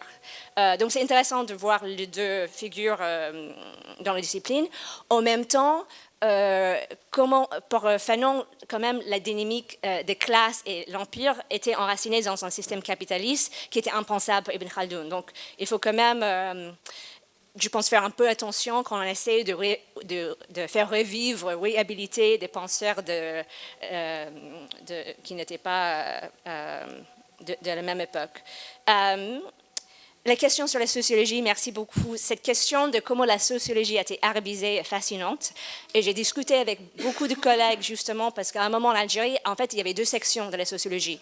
Une section francophone et une section arabophone. Et les contenus et les modes pédagogiques n'étaient pas les mêmes. Donc, est-ce que la décolonisation des savoirs, c'est juste arabisation? Je pense que la plupart de mes collègues que j'ai pu interviewer diraient non, que ce n'est pas suffisant, juste d'arabiser d'une façon un peu brutale, par rapport aux exigences d'un État développementaliste, certes. La sociologie a été mise en service d'un État développementaliste. Et les anthropologues aussi, elles étaient... Je viens d'interviewer quelqu'un qui est en Algérie dans les années 70, qui était anthropologue, qui m'a dit, en fait, des cours de tamazir et d'anthropologie en cachette. À quel point on n'était pas à l'aise de poser des questions qui étaient certainement très pertinentes pour l'État-nation, des questions de religion populaire, par exemple. One minute, great. Et du coup, mon ordi, juste pour me rappeler. The question of Fanon and interdisciplinarity, I think this is also a wonderful question. For me, I'm not sure that it was that Fanon was disturbing because of his interdisciplinarity. At the same time, and this is something I don't have time to get into, in the 1970s, in journals like Al-Thaqafa or Al-Asala, so journals that were tied to the state in Arabic, were writing critiques of Fanon. And they were saying things like, Fanon learned more from the revolution than the revolution learned from Fanon. This is a polemic that I'm not here to defend or take part in, but it was something that the Algerian state was interested in. And so I think for a state that was putting Arabism and Islam and the Arabic language at the forefront of decolonization and national identity, Fanon was a figure that was vexing for obvious reasons. Merci. Donc, j'essaierai d'être le plus bref possible. Premièrement, Madame Lise a évoqué la notion de violence. Voilà, et comme je vous disais, la notion de violence échappe réellement à toute rigueur, tout comme la notion de terrorisme d'ailleurs. Donc, qui définit à la fin et qui conceptualise à la fin? Les grandes puissances. Voilà. Donc la notion de violence obéit toujours à des valeurs occidentales et à des normes aussi occidentales. Voilà. Deuxième question, et je fais vite. Justement, Ibn Khaldoun. Oui, monsieur, vous avez parfaitement raison. Mais je m'incline à penser qu'on exhume Ibn Khaldoun dans les écrits de Fanon. Parce que je me rappelle d'un passage dans Les damnés de la Terre, Frantz Fanon a clairement écrit qu'il ne s'agit pas de la dichotomie ville et campagne, mais justement on exhume. Voilà, je dirais, il y avait Nafas Khaldouni, voilà, vous voyez. Donc troisièmement, le néo-paysan. J'aimerais bien être optimiste, madame, je vous jure. Mais je m'incline à penser que même ce néo-paysan a intériorisé, doré déjà, une culture occidentale. Voilà, donc... Désolé pour être aussi pessimiste que ça. Il n'y a plus une violence pure, à mon avis. Donc, je termine avec la remarque de cher Montassar. Oui, il manque énormément de travaux sur les paysans d'aujourd'hui. Donc, je ne prétends pas être catégorique là-dessus. Donc, juste, je partage avec vous ce que j'observe. Voilà, donc, et c'est la raison pour laquelle je vous ai dit, je vous laisse avec ces quelques prémices de réflexion, parce que, justement, ce sont des prémices. Hein. Voilà, merci. Thank you for questions. And connecting all us together with these questions, putting in a discussion about acknowledging memory and not become slave of the past. I think I could be short. It's very broad and open question, but I'm really interested in language, and I think it depends what language do we use, how we talk about special topics, and it could be a form a way how to go out or be stuck in special topic. And I think towards the time, past, future, maybe this linear perception of linear time and progress, it's itself colonial. And we can, for example, my parents are living still in Soviet condition, and I'm living in Berlin in totally another condition. We are living in different times. Our present is different. So I think maybe we should change the language, should change the terminology, and then we will find something else. And about position of colonizer today, as from my personal observation, not as a scholar, I feel that power relations, such as colonial or another one, are so kind of shine to be pure power relations, to highlight, to show what they want. They are hiding, as I stated it. So this invisible power want to be invisible.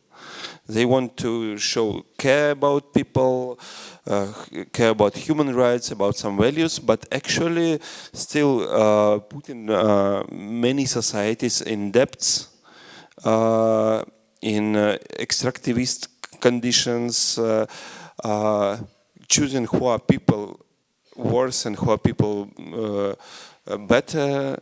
I think we're still in this position, but now it's not great empires, but national states.